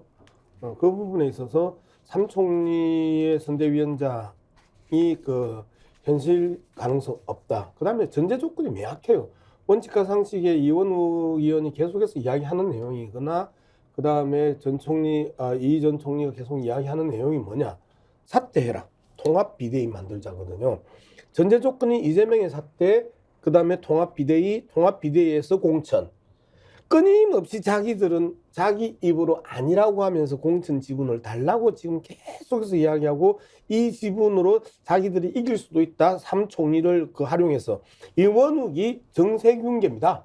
이원욱이 정세균계인데 제가 알기로는 정세균 전 총리와 이원욱 간에 있어서의 정치적 논의는 끊긴 걸로 알고 있었는데, 갑자기 이원욱이 한 번도 정세균 전 총리에 대해서 이야기를 하지 않고 있다가 최근 들어서 정세균 전 총리도 그렇게 생각하지 않을 것이다. 않는다가 아니고 정세균 전 총리도 그렇게 생각하지 않을 것이다, 이런 식으로 이야기를 한단 말이에요. 그러면서 뭔가 마지막까지의 자신의 그 공천에 대한 부분을 집착하는 모습들을 보이는데, 자, 아무리 통합 비대위가 좋다 하더라도 현재 당 대표를 쳐내자, 그만둬라, 이 전제 조건을 끌고 나오는 이상에는 기본적인 민주당 지도부의 그 입장은 받을 수 없다는 거예요. 그렇기 때문에 저는 정 총리나 김부겸 전 총리가 그 선대위원장으로 들어올 가능성도 별로 없다. 근데 그 통합비대위하고 공동선대위원장하고는 약간 다른 얘기 아닙니까? 그죠? 네. 선대위원장은 당대표는 이재명인 것이고. 그렇죠. 당대표는 이재명 대표가 그대로 있고, 선대위 체제로 넘어갔을 때 이제 공동선대위원장을 하는 거다, 이렇게 해석을 해야 되고요. 그렇죠. 그래서 이낙연 전 총리가 안 들어올 거 아니에요.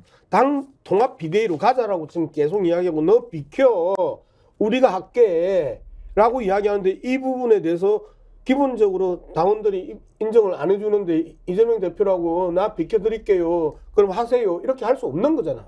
지금 이제 이재명 대표 지지자들 중에 한 20% 정도는 민주당의 기존의 당원이 아니었던 분들이에요. 그러면은 지금 이재명 대표의 지지율이 한 30% 정도 나옵니다. 네. 그 중에서 한 5%에서 한 10%가 빠진다고 칩시다. 수도권에 경쟁하는 지역구에서 5%에서 한 10% 정도 투표하지 않는다. 그럼 패배합니다.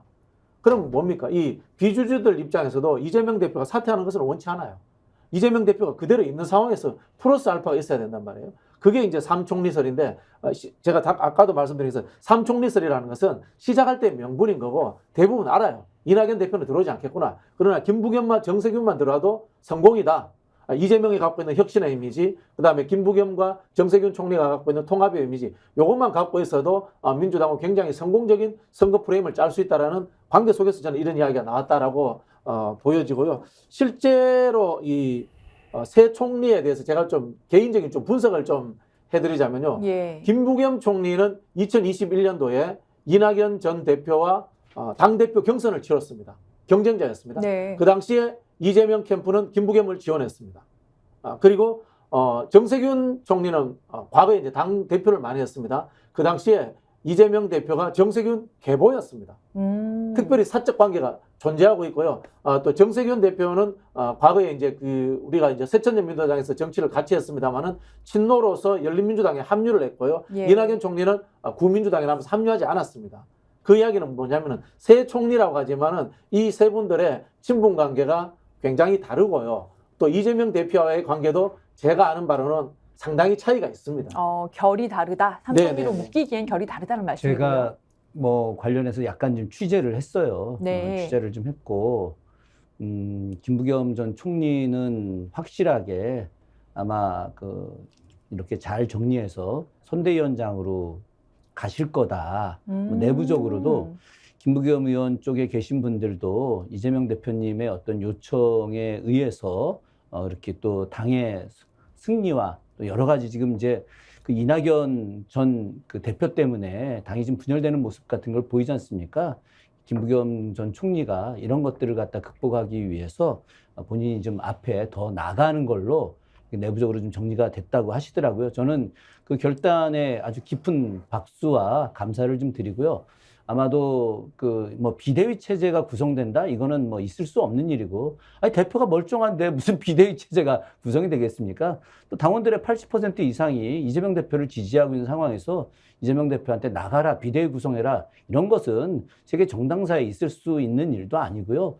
이제 다만 어떤 선대위 체제를 갖다가 통합형 내지는 화합형, 그리고 김부겸 의원 강한 추진력이 있는 분입니다. 온화하지만 그런 측면에서 이재명 당대표와 김부겸 공동선대위원장, 어떤 정세균 총리도 아마 같이 결합될 거라고 좀 생각을 하는데, 그것까지는 제가 취재하지는 못했습니다. 다만 김부겸 전 총리 쪽은 확실하게 결합해서 공동선대위원장 맡을 거라고 저는 생각을 합니다. 저는 좀 이제 그런 네. 그림에 대해서도 저는 별로 탐탁지 않게 생각을 해요. 왜 그러냐면 지난 2년 전에 당내 더불어민주당 대통령 후보 당내 경선 과정에 있어서 권리 당원이 한 80만 명 정도 됐거든요. 네. 근데 지금 240만 명이잖아요. 그리고 대통령 선거를 패한 이후에 많은 20대, 30대 여성들뿐만 아니고 수많은 사람들이 입당을 해요. 한 100만 이상 제가 알기로는 입당을 한 걸로 알고 있는데, 이미 더불어민주당 내에 있어서의 당원의 지지층이 완전히 바뀌었어요. 그리고 젊은 이 당원들이 대거 들어오면서 사실상 문재인 대통령에 대한 평가가 결이 갈리기 시작을 했단 말이에요. 그런 상황에서 이낙연, 정세균, 김부겸 총리가 들어왔었을 때 당내 결집도에 무슨 도움이 되겠냐라는 부분입니다. 그리고 실제 이분들이 총리를 하면서 맡았던 역할들이 문재인 정부에 있어서의 다양한 실정들, 정권을 뺏기는 데 있어서의 과정들에서도 이분들도 책임이 없는 게 아니거든요. 이런 상황에서 또다시 5년 전으로 돌아간다? 또 돌아가자? 이렇게 이야기하는 것에 대해서 당원들의 지지도나 그다음에 중도층의 지지도들이 어느 정도 나올까? 계속해서 탁상공론 하지 마라, 제발 좀. 현장에서 들으라. 현장에 와서, 현장에서 사람들 만나면서, 지지자들 만나면서, 우리를 비판하는 사람들 만나면서, 국힘당이 아니고도 우리를 비판하는 사람들이 뭘 원하는지를 좀 들으라. 지금은 통합이 아니에요. 혁신이에요. 명확하게 혁신입니다. 그런데 어줍지 않은 통합이 이제까지 문재인 정부에 있어서의 정권을 뺏기는 데 있어서 결정적인 요인이 어줍지 않은 통합을 시도하다가 그렇게 됐다라고 하는 부분들이 평가인데, 계속해서 탁상공론으로 삼총리 선대위원장설, 그 다음에 두 총리 선대위원장설 이 자체가 많은 지지자들을 또 한 번 분노케 할 수 있다. 저는 그렇게 생각합니다. 우리 양문석 박사님께서 오랜만에 명확한 서울말로 본질을 찔러주신 것 같아요. 저도 이 부분에 대해서 전적으로 동의하는데 정치의 이제 두 가지 방법론을 우리 이제 투쟁과 통합이라고 이야기합니다. 네네. 근데 늘 투쟁이 먼저 앞서야 됩니다. 왜 투쟁이 앞서냐면요. 투쟁을 해봐야지 저 사람과 나가 무엇이 다른지, 내가 이길 수 있는지 지는 건지 판단을 합니다. 거기에 대해서 다른 것이 분명해지면서 싸울 것은 싸울 거예요. 그리고 타협할 것은 타협하고 그렇게 하면서 통합이 이루어집니다. 내가 질 것 같으면 전략적으로 타협할 수 있는 거고요. 내가 확실히 이길 것 같으면 통합이 없을 수도 있는 겁니다. 그런 부분에서 저는 혁신이 우선시돼야 된다는 것에 대해서 명확하게 말씀을 드리겠고요. 어떻게 보면 이 두 분과 저는 관련성이 있다고 봅니다. 이 두 분과 직접적인 관련성이 있다고 보는데 친명과 또는 이제 뭐 제가 임의로 과감하게 분류하겠습니다. 친문이라고 하는 정치 세력 간의 갈등이 분명히 존재합니다. 이 중간에 있는 분들이 이 친문으로서 지금은 뭐 반명 정도는 아니지만은 과거에 이 이재명 그룹들과 불편했지만은 계속해서 자리를 지켜가고 싶어하는 분들이 계십니다. 구체적으로 전해철 의원님, 박강원 의원님 그런 분들입니다. 만약에 저는 혁신해야 하지 않는 상황에서 이 맹목적인 통합의 고리가 그런 분들의 기득권을 지켜주는 방향으로 간다면 그 통합은 반드시 저는 실패할 것이다라는 생각이 들고요. 그렇게 해서는 안 된다는 부분을 제가 명확하게 말씀드리고요. 그래서 통합 이전에 중진들에 대한 용태, 586들의 용태, 문재인 정부에서 이 정책 실패로서 민심인발을 일으켰던 주역들의 총선 불출마 이런 것들을 만들어내고 난 이후에 저는 3총리든 2총리든 선대위원장으로는 통합적 행위가 이루어져야 된다라고 명확하게 말씀을 제가 드리고 싶습니다. 네. 오늘 굉장히 좋은 말씀도 많이 나오고 또 좋은 분석이 좀 많이 나온 것 같습니다. 짧게 시간이 다 돼서요. 이준석 전 대표 안 짚고 넘어가면 또 서운하죠. 근데 오늘 내일 27일 날 탈당 회견을 하겠다라고 예고를 했는데요. 최근에 근데 이준석 신당에 합류하겠다 뭐 이렇게 말한 현역 의원도 아직 없고 천하용인 중에서도 김용태 의원은 국민의힘에 남겠다라고 아예 잔류를 선언했는데요. 이준석 전 대표 신당에 굉장히 창당 동력이 떨어지고 있다라는 말들이 있습니다. 회군할 가능성이 있다고 보십니까? 저는 여전히 해군할 가능성이 있다고 봐요. 해군의 방식이 이제 가장 이준석이 비키고 싶었던 게 한동훈이었잖아요. 윤석열이 아파트 한동훈이 오면 이제 교집합이 없어져요.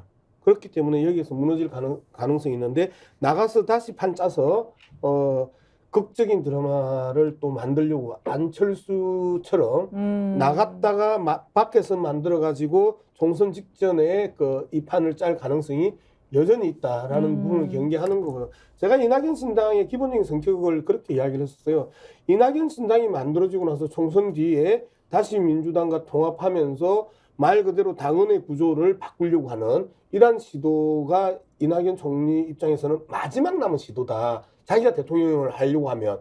그렇기 때문에 신당이 필수적이고 나가가지고 원내로 매석이라도 만들어서 들어와가지고 민주당과 통합하면서 당내 당헌의 구성비를 바꾸는 이런 작전인데 이준석 입장에서도 마찬가지일 가능성이 높다. 그리고 뭔가 총선에 기여를 하려고 하면 막판에 들어와서 판을 바꾸는 건데 명확하게 내 이야기가 아니고 김종인의 이야기로 이야기합니다. 당신 잔머리 굴리면 이제는 정치적 생명 끝납니다. 네, 어떻게 김종인 보십니까? 비대위원장님? 그렇게 이준석한테 만약에 해군하면 이준석의 정치적 생명이 끝난다고 이야기를 했대. 그렇죠. 지금 이제 우리는 이제 이준석 대표를 싫어하니까 네. 객관을 상실하고 막 비판하는데 이준석 대표는 최소한의 성공을 이미 거두었어요. 네. 정당 지지율 5% 이상 넘어가면요. 비례대표 한 3석, 4석 나옵니다. 맞습니다. 비례대표 예. 2번 받으면은 이준석은 당선되는 거예요. 그래서 최소한의 성공은 거두었다라고 이렇게 보시면 될 것 같고요. 다만 이준석과 윤석열은 상극입니다.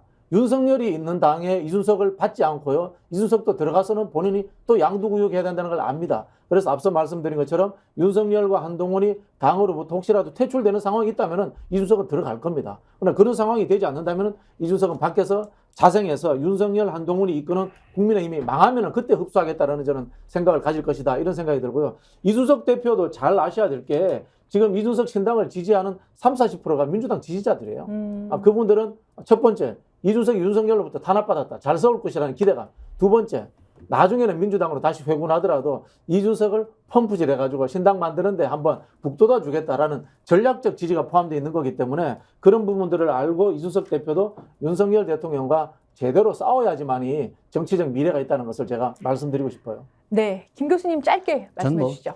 이준석 개혁신당 잘 돼서 국민의힘이 빨리 좀 분열되기를 좀 간절히 바랍니다. 예.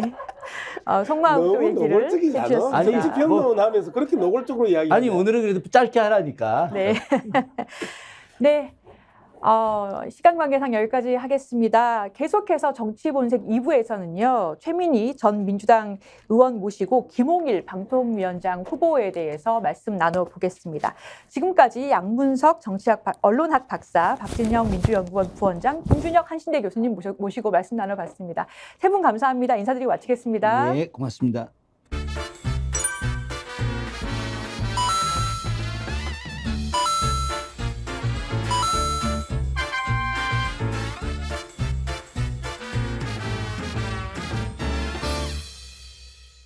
김소형 쌍화골드 쌍화차가 그리운 예정입니다. 이럴 때는 김소형 쌍화골드 한 박스 사면은 또 한 박스 준다는 거야. 야, 이런 엄청난 폭탄 이벤트. 그렇죠. 네, 따뜻한 쌍화차 드시고 건강하시기 바라겠습니다.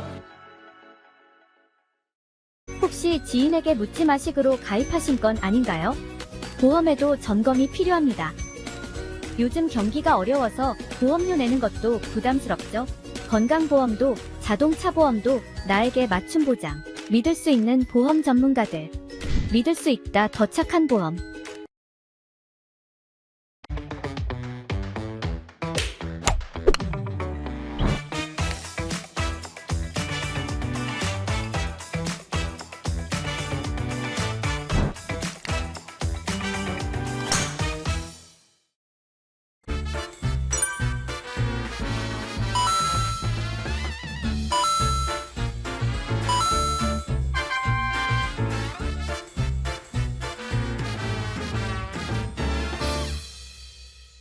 김소형 쌍화골드 쌍화차가 그리운 예정입니다. 이럴 때는 김소형 쌍화골드 한 박스 사면은 또 한 박스 준다는 거야. 야, 이런 엄청난 폭탄 이벤트. 그렇죠. 네, 따뜻한 쌍화차 드시고 건강하시기 바라겠습니다. 혹시 지인에게 묻지 마식으로 가입하신 건 아닌가요? 보험에도 점검이 필요합니다. 요즘 경기가 어려워서 보험료 내는 것도 부담스럽죠? 건강보험도 자동차 보험도 나에게 맞춤 보장. 믿을 수 있는 보험 전문가들. 믿을 수 있다 더 착한 보험.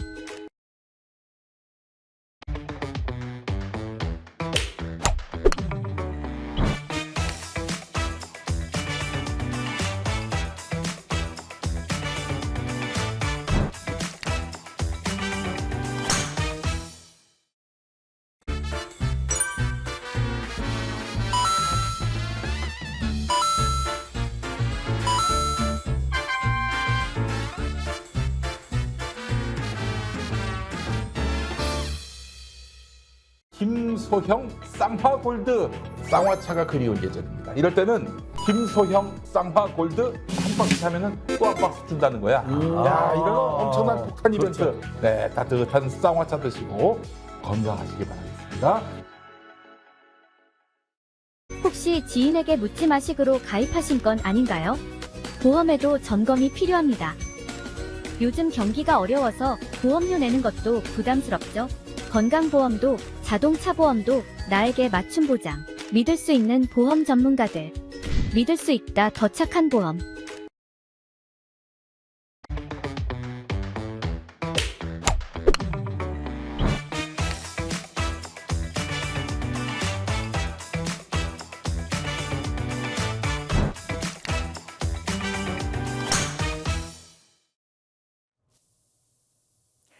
바로 내일입니다. 김홍일 방송통신위원장 후보자의 국회 인사청문회가 예정된 가운데 더불어민주당이 윤 대통령의 아바타 방통위원장이라며 공세 수위를 높이고 있는 반면 국민의힘은 민주당이 총선에 앞서 방통위 무력화를 시도하고 있다고 맞서고 있습니다.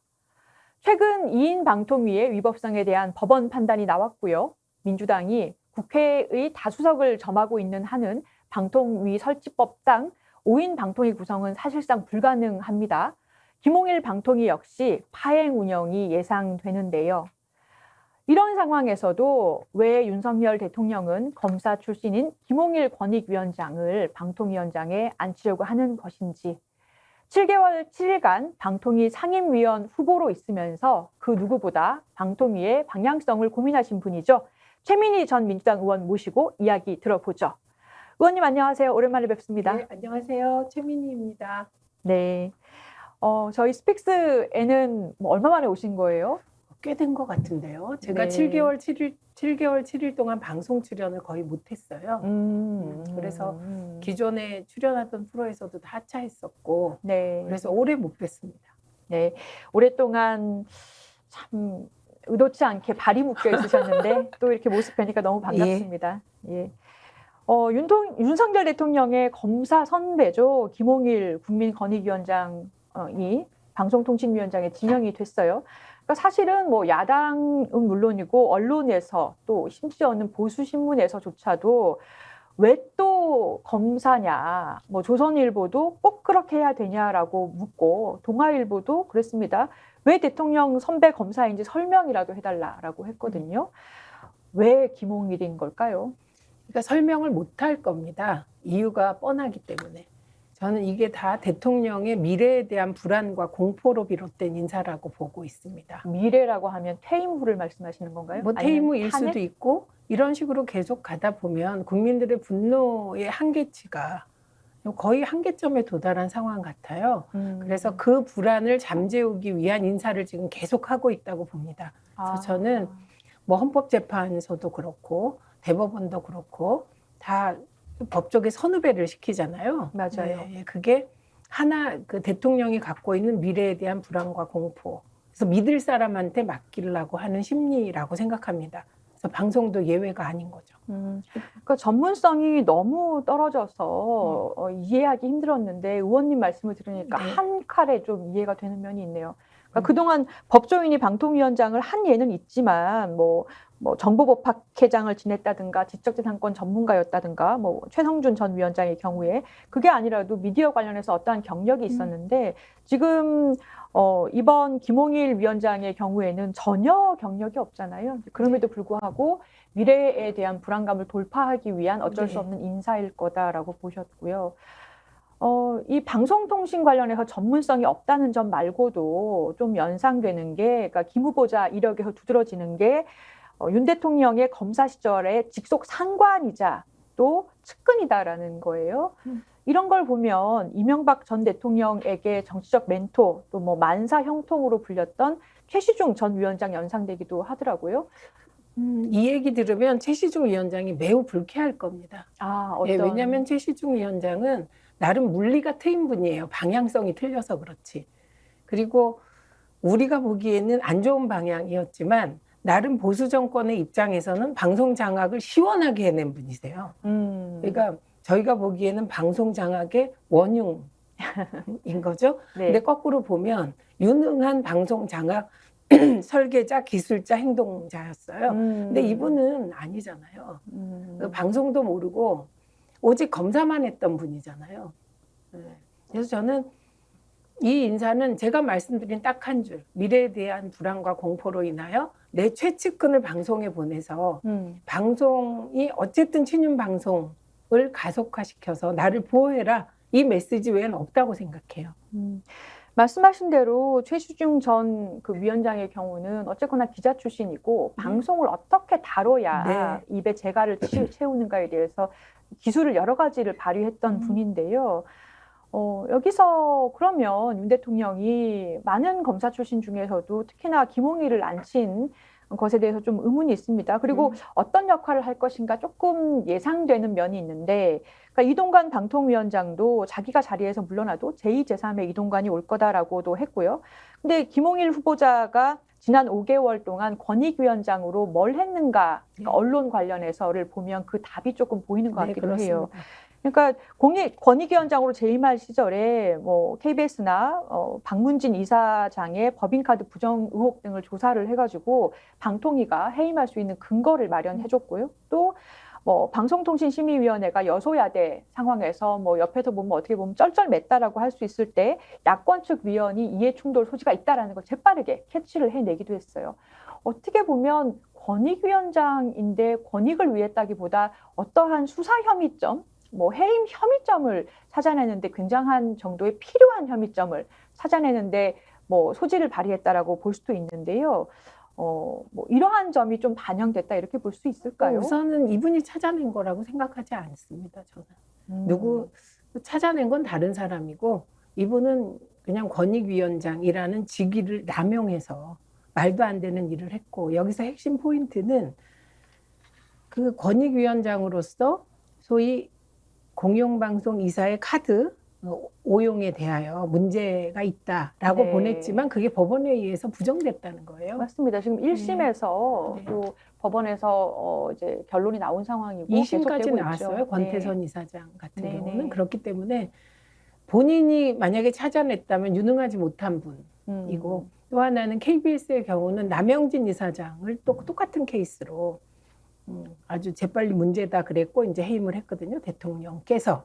근데 박민 사장 같은 경우는 이게 같은 그 법으로 지금 고발이 돼 있어요. 네. 그런데 조사조차 안 하고 있는 상황입니다. 그렇죠.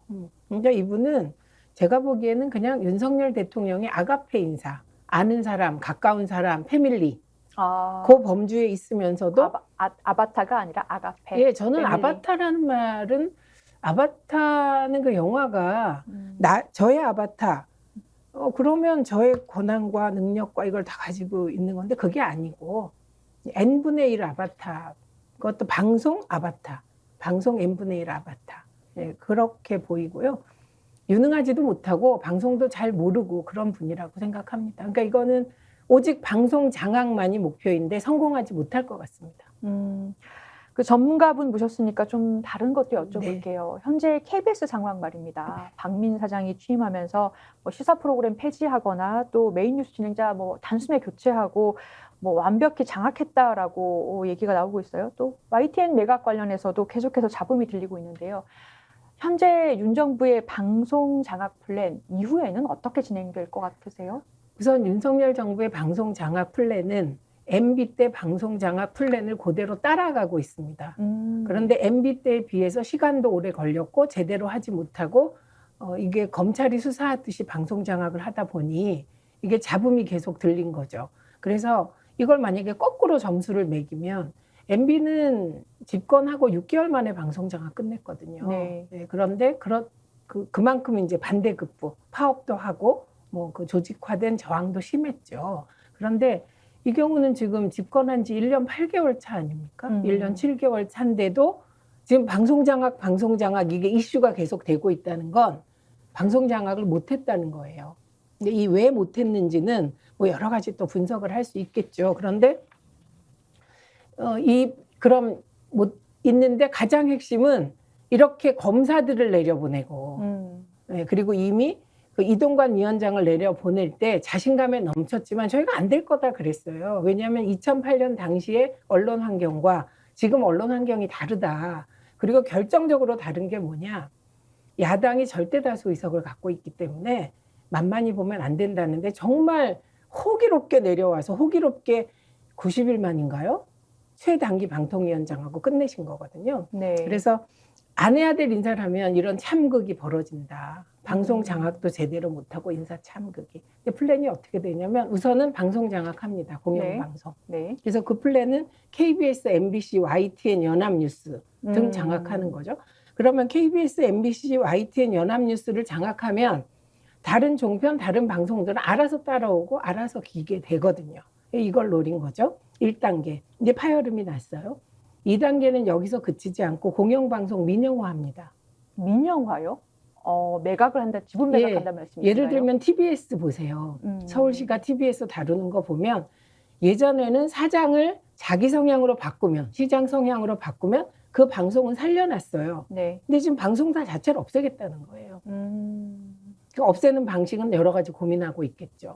공영방송을 없애고 자본주의의 손에 민영화한다. 밀어넣는다. 그 방향이다. 사영화, 민영화. 그러면 장악하기가 쉬우니까. 그래서 지금 저는 KBS2 민영화, MBC 민영화에 대한 그 야욕을 저는 안 버리고 있다고 생각합니다. 이게 2단계예요. 네. 그럼 이렇게 어렵게 방송 장악을 해서 여기서 끝날 거냐? 그게 아니라는 거예요. 저는 궁극적으로는 정치구조 개편, 권력구조 개편, 국회 개편. 그래서 변형된 내각제로 가서 일본의 자민당 체제로 보수 정치를 영원히 가게 하겠다.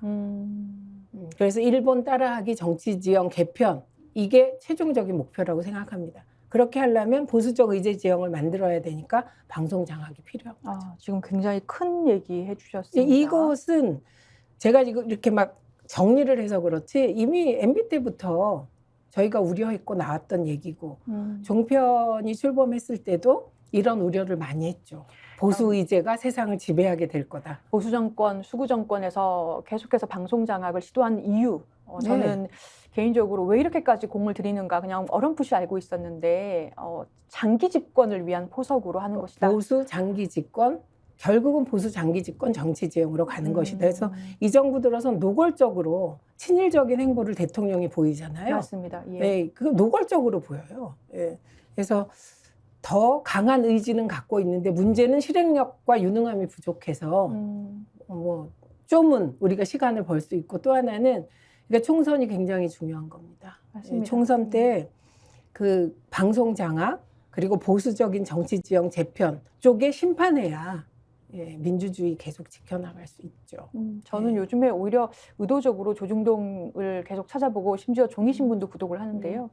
그러니까 지피지기면 백전백승이라고 적들이 무슨 얘기를 하는지 봐야 되기 때문에 보기 싫어도 보고 있습니다. 와, 우리 예쁜 조수진 변호사님이 와, 적들이 엄청 진화하셨습니다. 예, 아이고 말씀 감사합니다.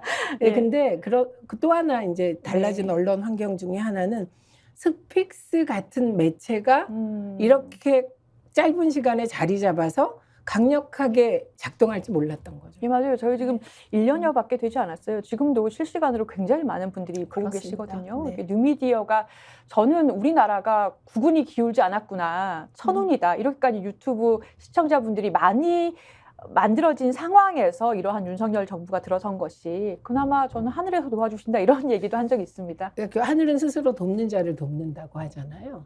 그 하늘 스스로 도와서 사실 스픽스 처음에 생길 때 정말 힘들겠다 그랬는데 자리 잡아가는 거 보고 역시 열심히 하면 스스로 도우면 하늘이 돕는 것 같고 제가 조 변호사님 보고 느끼는 게 야 정말 이 검사 독재의 시대가 정말 이렇게 단아한 변호사님을 투사로 만드는구나. 그래서 뭔가 동질감? 너무 기쁩니다. 아이고 감사합니다. 저를 투사로 만드는 거는 저희 시청자분들이신 것 같아요. 우선은 윤석열 투쟁적이길 대통령의 원하시기 폭정이죠. 때문에. 맞습니다. 자, 의원님 좀 개인적인 아픈 이야기 좀 여쭤봐야 될 것 같아요. 예. 왜냐하면 오랜만에 나오셨기 때문에. 네. 그러니까 2006년도에 방송위원회 부위원장 하셨고요. 네, 네. 또 그 이후에 위원장 직무대행까지 하셨습니다. 그리고 방송통신위원회 만드는 기초작업, 관련 법들 다 하신 굉장히 큰 역할을 하신 유능한 분이신데 국회에서 이 필요한 시기에 방통위원 후보로 가결되고도 무려 7개월 7일 동안 임명이 안 됐습니다. 뭐 다 아는 얘기지만 왜 그랬다고 보십니까? 방송 장악하는데 걸림돌이기 때문에 그런 겁니다. 큰 걸림돌이라서. 네, 그럽니다. 우선은 숫자 자체가 걸림돌이 돼요. 제가 그 3월 30일에 들어가게 되면 이게 2대3 구조로 야당이 3명, 여당이 2명이에요. 그러니까 절대로 임명 안 하는 거죠. 법을 어기면서. 저는 법 어겼다고 생각하거든요. 그래서 숫자상으로 계속 여당 우위를 만들고 싶은데 저를 임명하면 또 2대2가 되는 시기가 있어요. 그게 4월 7일부터 8월 30일까지 2대2가 됩니다. 또 아무것도 못해요. 그냥 임명 안 한 겁니다. 이거고 또 하나는 걸림돌이 여러 가지인데 야당 추천위원은 무조건 들어가면 걸림돌이잖아요. 저쪽에서 보면. 근데 걸림돌이 좀 크다고 본 거죠. 그런데 소문은 이상하게 났죠. 예를 들면 제가 사주가 너무 세서 안 됐다거나 네. 이런 소문이 났습니다. 근데 제가 사주가 세지 않아요. 엄청 얌전한 사주예요. 자, 그 2인 체제로 석 달 동안 36개나 되는 안건을 심의 의결했단 말입니다. 그러니까 뭐 야당 추천, 이게 원래 5인 중에서 대통령 추천이 2명이고 3명이 국회 추천인데 그 중에서 야당 추천이 2명. 결국에는 여당이 3명, 야당이 2명인 구조긴 해요. 구조긴 그렇죠. 한데 야당 추천목 상임위원이었던 김현 위원 임기가 끝나면서 2인 체계로 석 달이나 그렇게 비정상적으로 심의 의결했단 말이에요. 이게 어젠가요? 법원에서 그 해임 관련해가지고 그 심의하는 과정에서 요 2인 체제로 의결한 것들이 위법성이 있다라는 그런 얘기까지 나왔거든요. 그 과정에서 있었던 일들 지켜보시면서 좀 소회가 어떠셨어요? 아, 이게 나라가 기준도 없고 또 법과 원칙도 없고 그냥 대통령 마음대로 되는구나. 대통령 마음대로 되는구나. 네, 제가 아까 최시중 위원장 얘기했지만 그분은 제일 먼저 한 게 KBS 이사장을 설득해서 내쫓은 거예요. 중요한 건 설득해서 내쫓았어요. 그리고 그 이후에도 어쨌든 저희가 보기에 내용상 불법인데 합법을 가장해서 그 절차를 진행시켰단 말이죠. 그리고 방통위도 5명으로 구성하고 했어요. 이건 뒤집으면 무슨 말이냐. 당시에 민주당이 위원 추천을 잘못했다는 소리죠. 조용히 진행되게. 네. 근데 이 정부는 이건 뭐 대통령이 법을 어겨도 아무도 문제 제기를 하지 않고 이런 상황이 지속이 됐고요. 그래서 제 경우는 이 대통령의 위법 상태를 확인하기 위해 법원에 소송도 제기했어요. 부작위 위법 소송. 네, 네. 그냥 제가 부적격이면 부적격이라고 말해라. 네. 말을 안 해요. 그리고 7개월 7일을 끄니까 부작위 위법 소송을 냈거든요. 근데 그때 저만 한 게 아니라 민주당이 냈기 때문에 그 소송은 계속 진행되고 있고. 그리고 지켜보다가 아, 이 정부는 진짜 안 되는 정부다. 그런 생각이 들게 되었죠. 그 후보 사퇴 기자회견 하셨지 않습니까? 후보 자리 그래도 중요하게 계속 투쟁 지점인데 내려놓으신 결정적인 이유는 뭘까요? 우선은 제가 방통위원 내정자예요. 이게 법제처가 저에게 준 그 직함이에요. 내정자. 예, 내정자인데 사실은 외부보다는 저는 내부와의 관계에서 그만둔 측면이 더 큽니다. 왜냐하면 계속해서 민주당에서는 방통위원회를 5명으로 구성해서 국가 조직을 정상화시켜서 일을 처리하자는 입장이 있었어요. 근데 제 경우는 사실 방통위 들어가는 게 저에게는 지금은 방송 장악을 저지하는 것이 저의 임무라고 생각했거든요. 네. 그래서 1단계에서는 KBS, MBC, YTN, 연합뉴스 장악을 최대한 저지한다. 그리고 2번째는 공영방송 민영화를 저지한다. 그리고 3번째는 보수 의제가 판을 치지 못하도록 뭔가 노력한다. 그래야 이게 보수적 정치 지형이 되면 손해는 시민들이 보니까. 그래서 이 역할을 하려고 했는데 그러니까 제가 디테일하게 잘 아니까 뭔가를 할 수 있다고 생각했어요. 근데 어느 순간 제가 들어가면 2대2가 되는 방통위 구조가 지난 시점. 말하자면 이동관 위원장이 임명된 시점엔 2대1이거나 아니면 다 들어가면 3대2예요. 아, 지금 이 정권의 특성상 들어가 봤자 들러리밖에 안 쓰는 거다. 방송 장악을 최대한 막으려면 이동관을 탄핵시켜야 된다. 이런 결론에 도달했습니다. 그래서 제가 11월 7일 날 그만둘 때까지 기다렸던 이유. 왜 9월에 안 그만두냐? 흑과 백이 분명해지는 시간을 기다렸다라고 말씀드렸는데 이게 최민희가 부적격 소지가 있어서 임명하는 게 아니다. 네. 방송 장악을 밀어붙이려고 야당 추천위원을 임명 안 하는 거다라는 공감대가 필요했어요. 대내외적으로. 그래서 그게 분명해지는 시기. 그리고 야당들이 방송 장악을 저지하기 위하여 방통위를 이동관을 탄핵시킨다에 동의하는 시간을 기다린 거예요. 그래서 흑과 백이 그쯤에 분명해졌어요. 결정적으로는 원내대표가 바뀌었습니다. 민주당. 예, 그래서 홍익표 원내대표께 뵙고 이 얘기를 솔직하게 말씀드렸어요.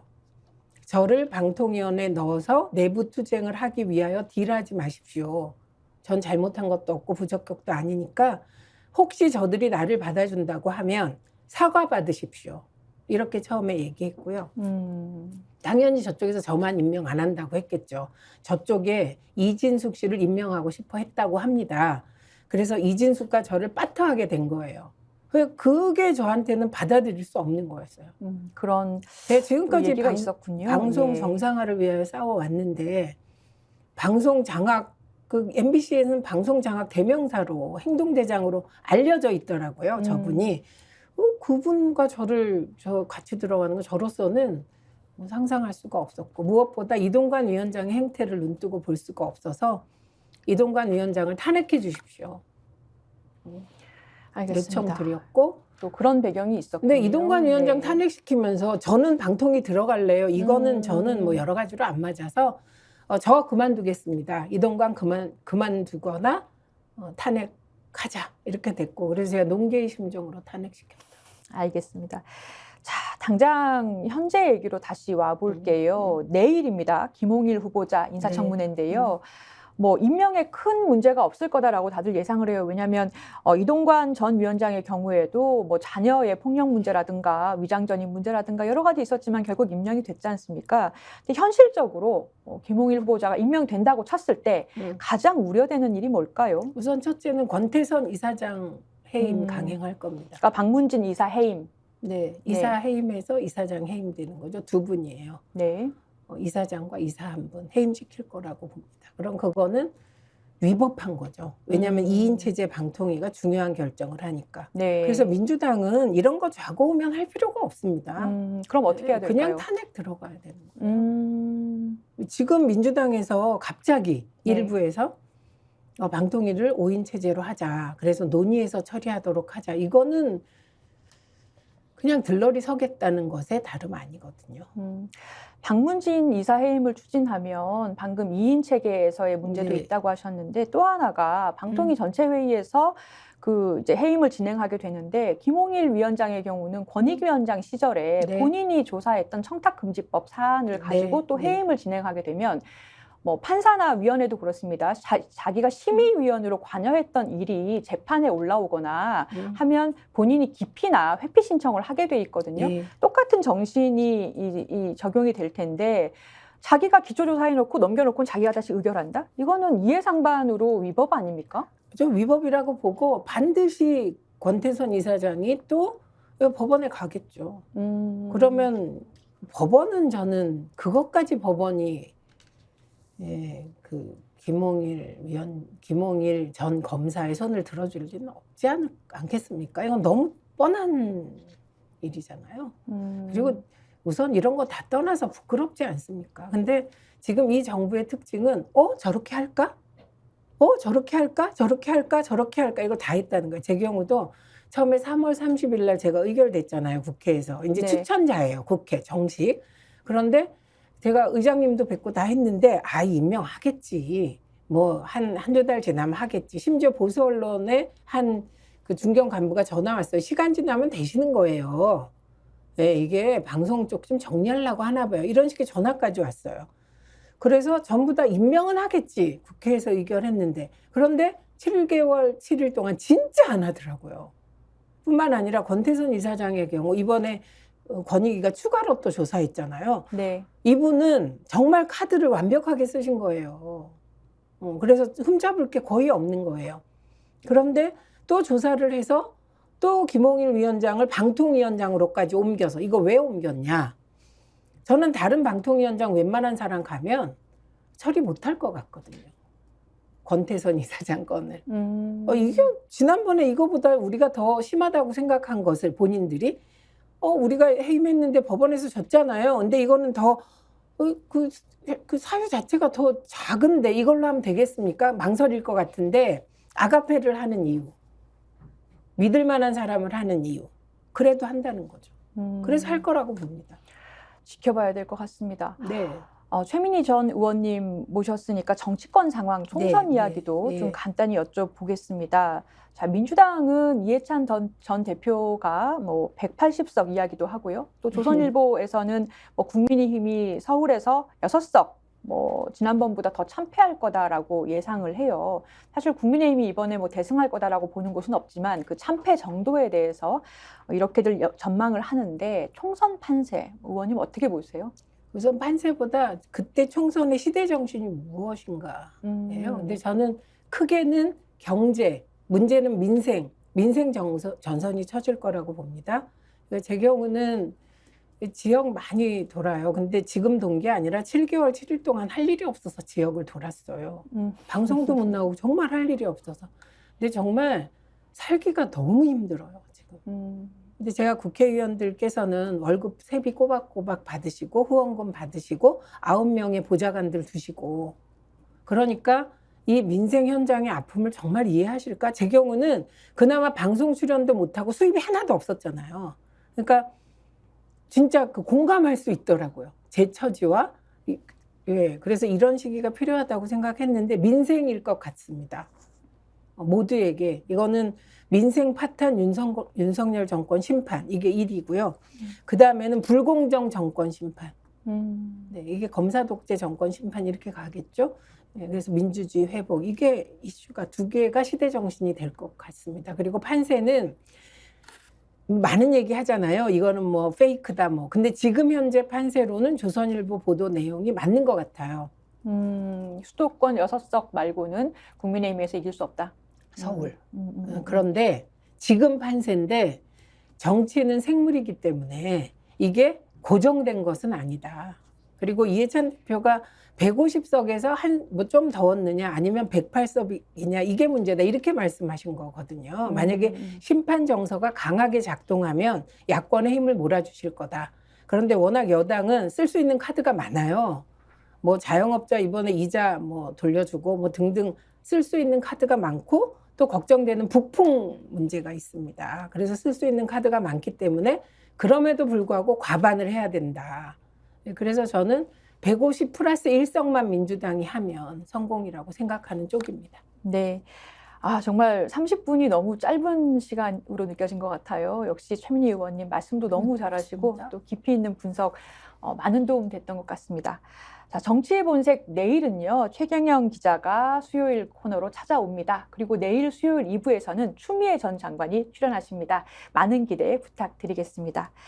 자, 의원님 마지막으로 뭐 저희 스픽스 시청자분들께 하실 말씀 있으신가요? 그러니까 스픽스 시청자들도 그렇고 야당 지지자들도 그렇고 앞으로도 꼼수가 난무할 겁니다. 한동훈 비대위를 혁신 비대위라고 하는 것 자체가 꼼수입니다. 그리고 한동훈 전 법무부 장관은 윤석열 아바타가 아니라 천하제일검이 제가 보기엔 김건희 호위검이 됐다 이렇게 보이거든요. 그래서 우리가 늘 아무리 혼란스럽고 검언유착으로 언론이 한동훈 전 장관을 미화해도 본질은 그대로 있는 거다. 속지 말자. 예, 그리고 대통령도 검사, 그 국민의힘 대표도 검사, 원내대표는 경찰. 이게 검경 합수부 완성 아닙니까? 그래서 이런 공포 정치에 주눅들지 말자. 이 말씀을 꼭 드리고 싶습니다. 네, 감사합니다. 지금까지 최민희 전 더불어민주당 의원과 말씀 나눠봤습니다. 인사드리고 마치겠습니다. 여러분, 네. 감사합니다.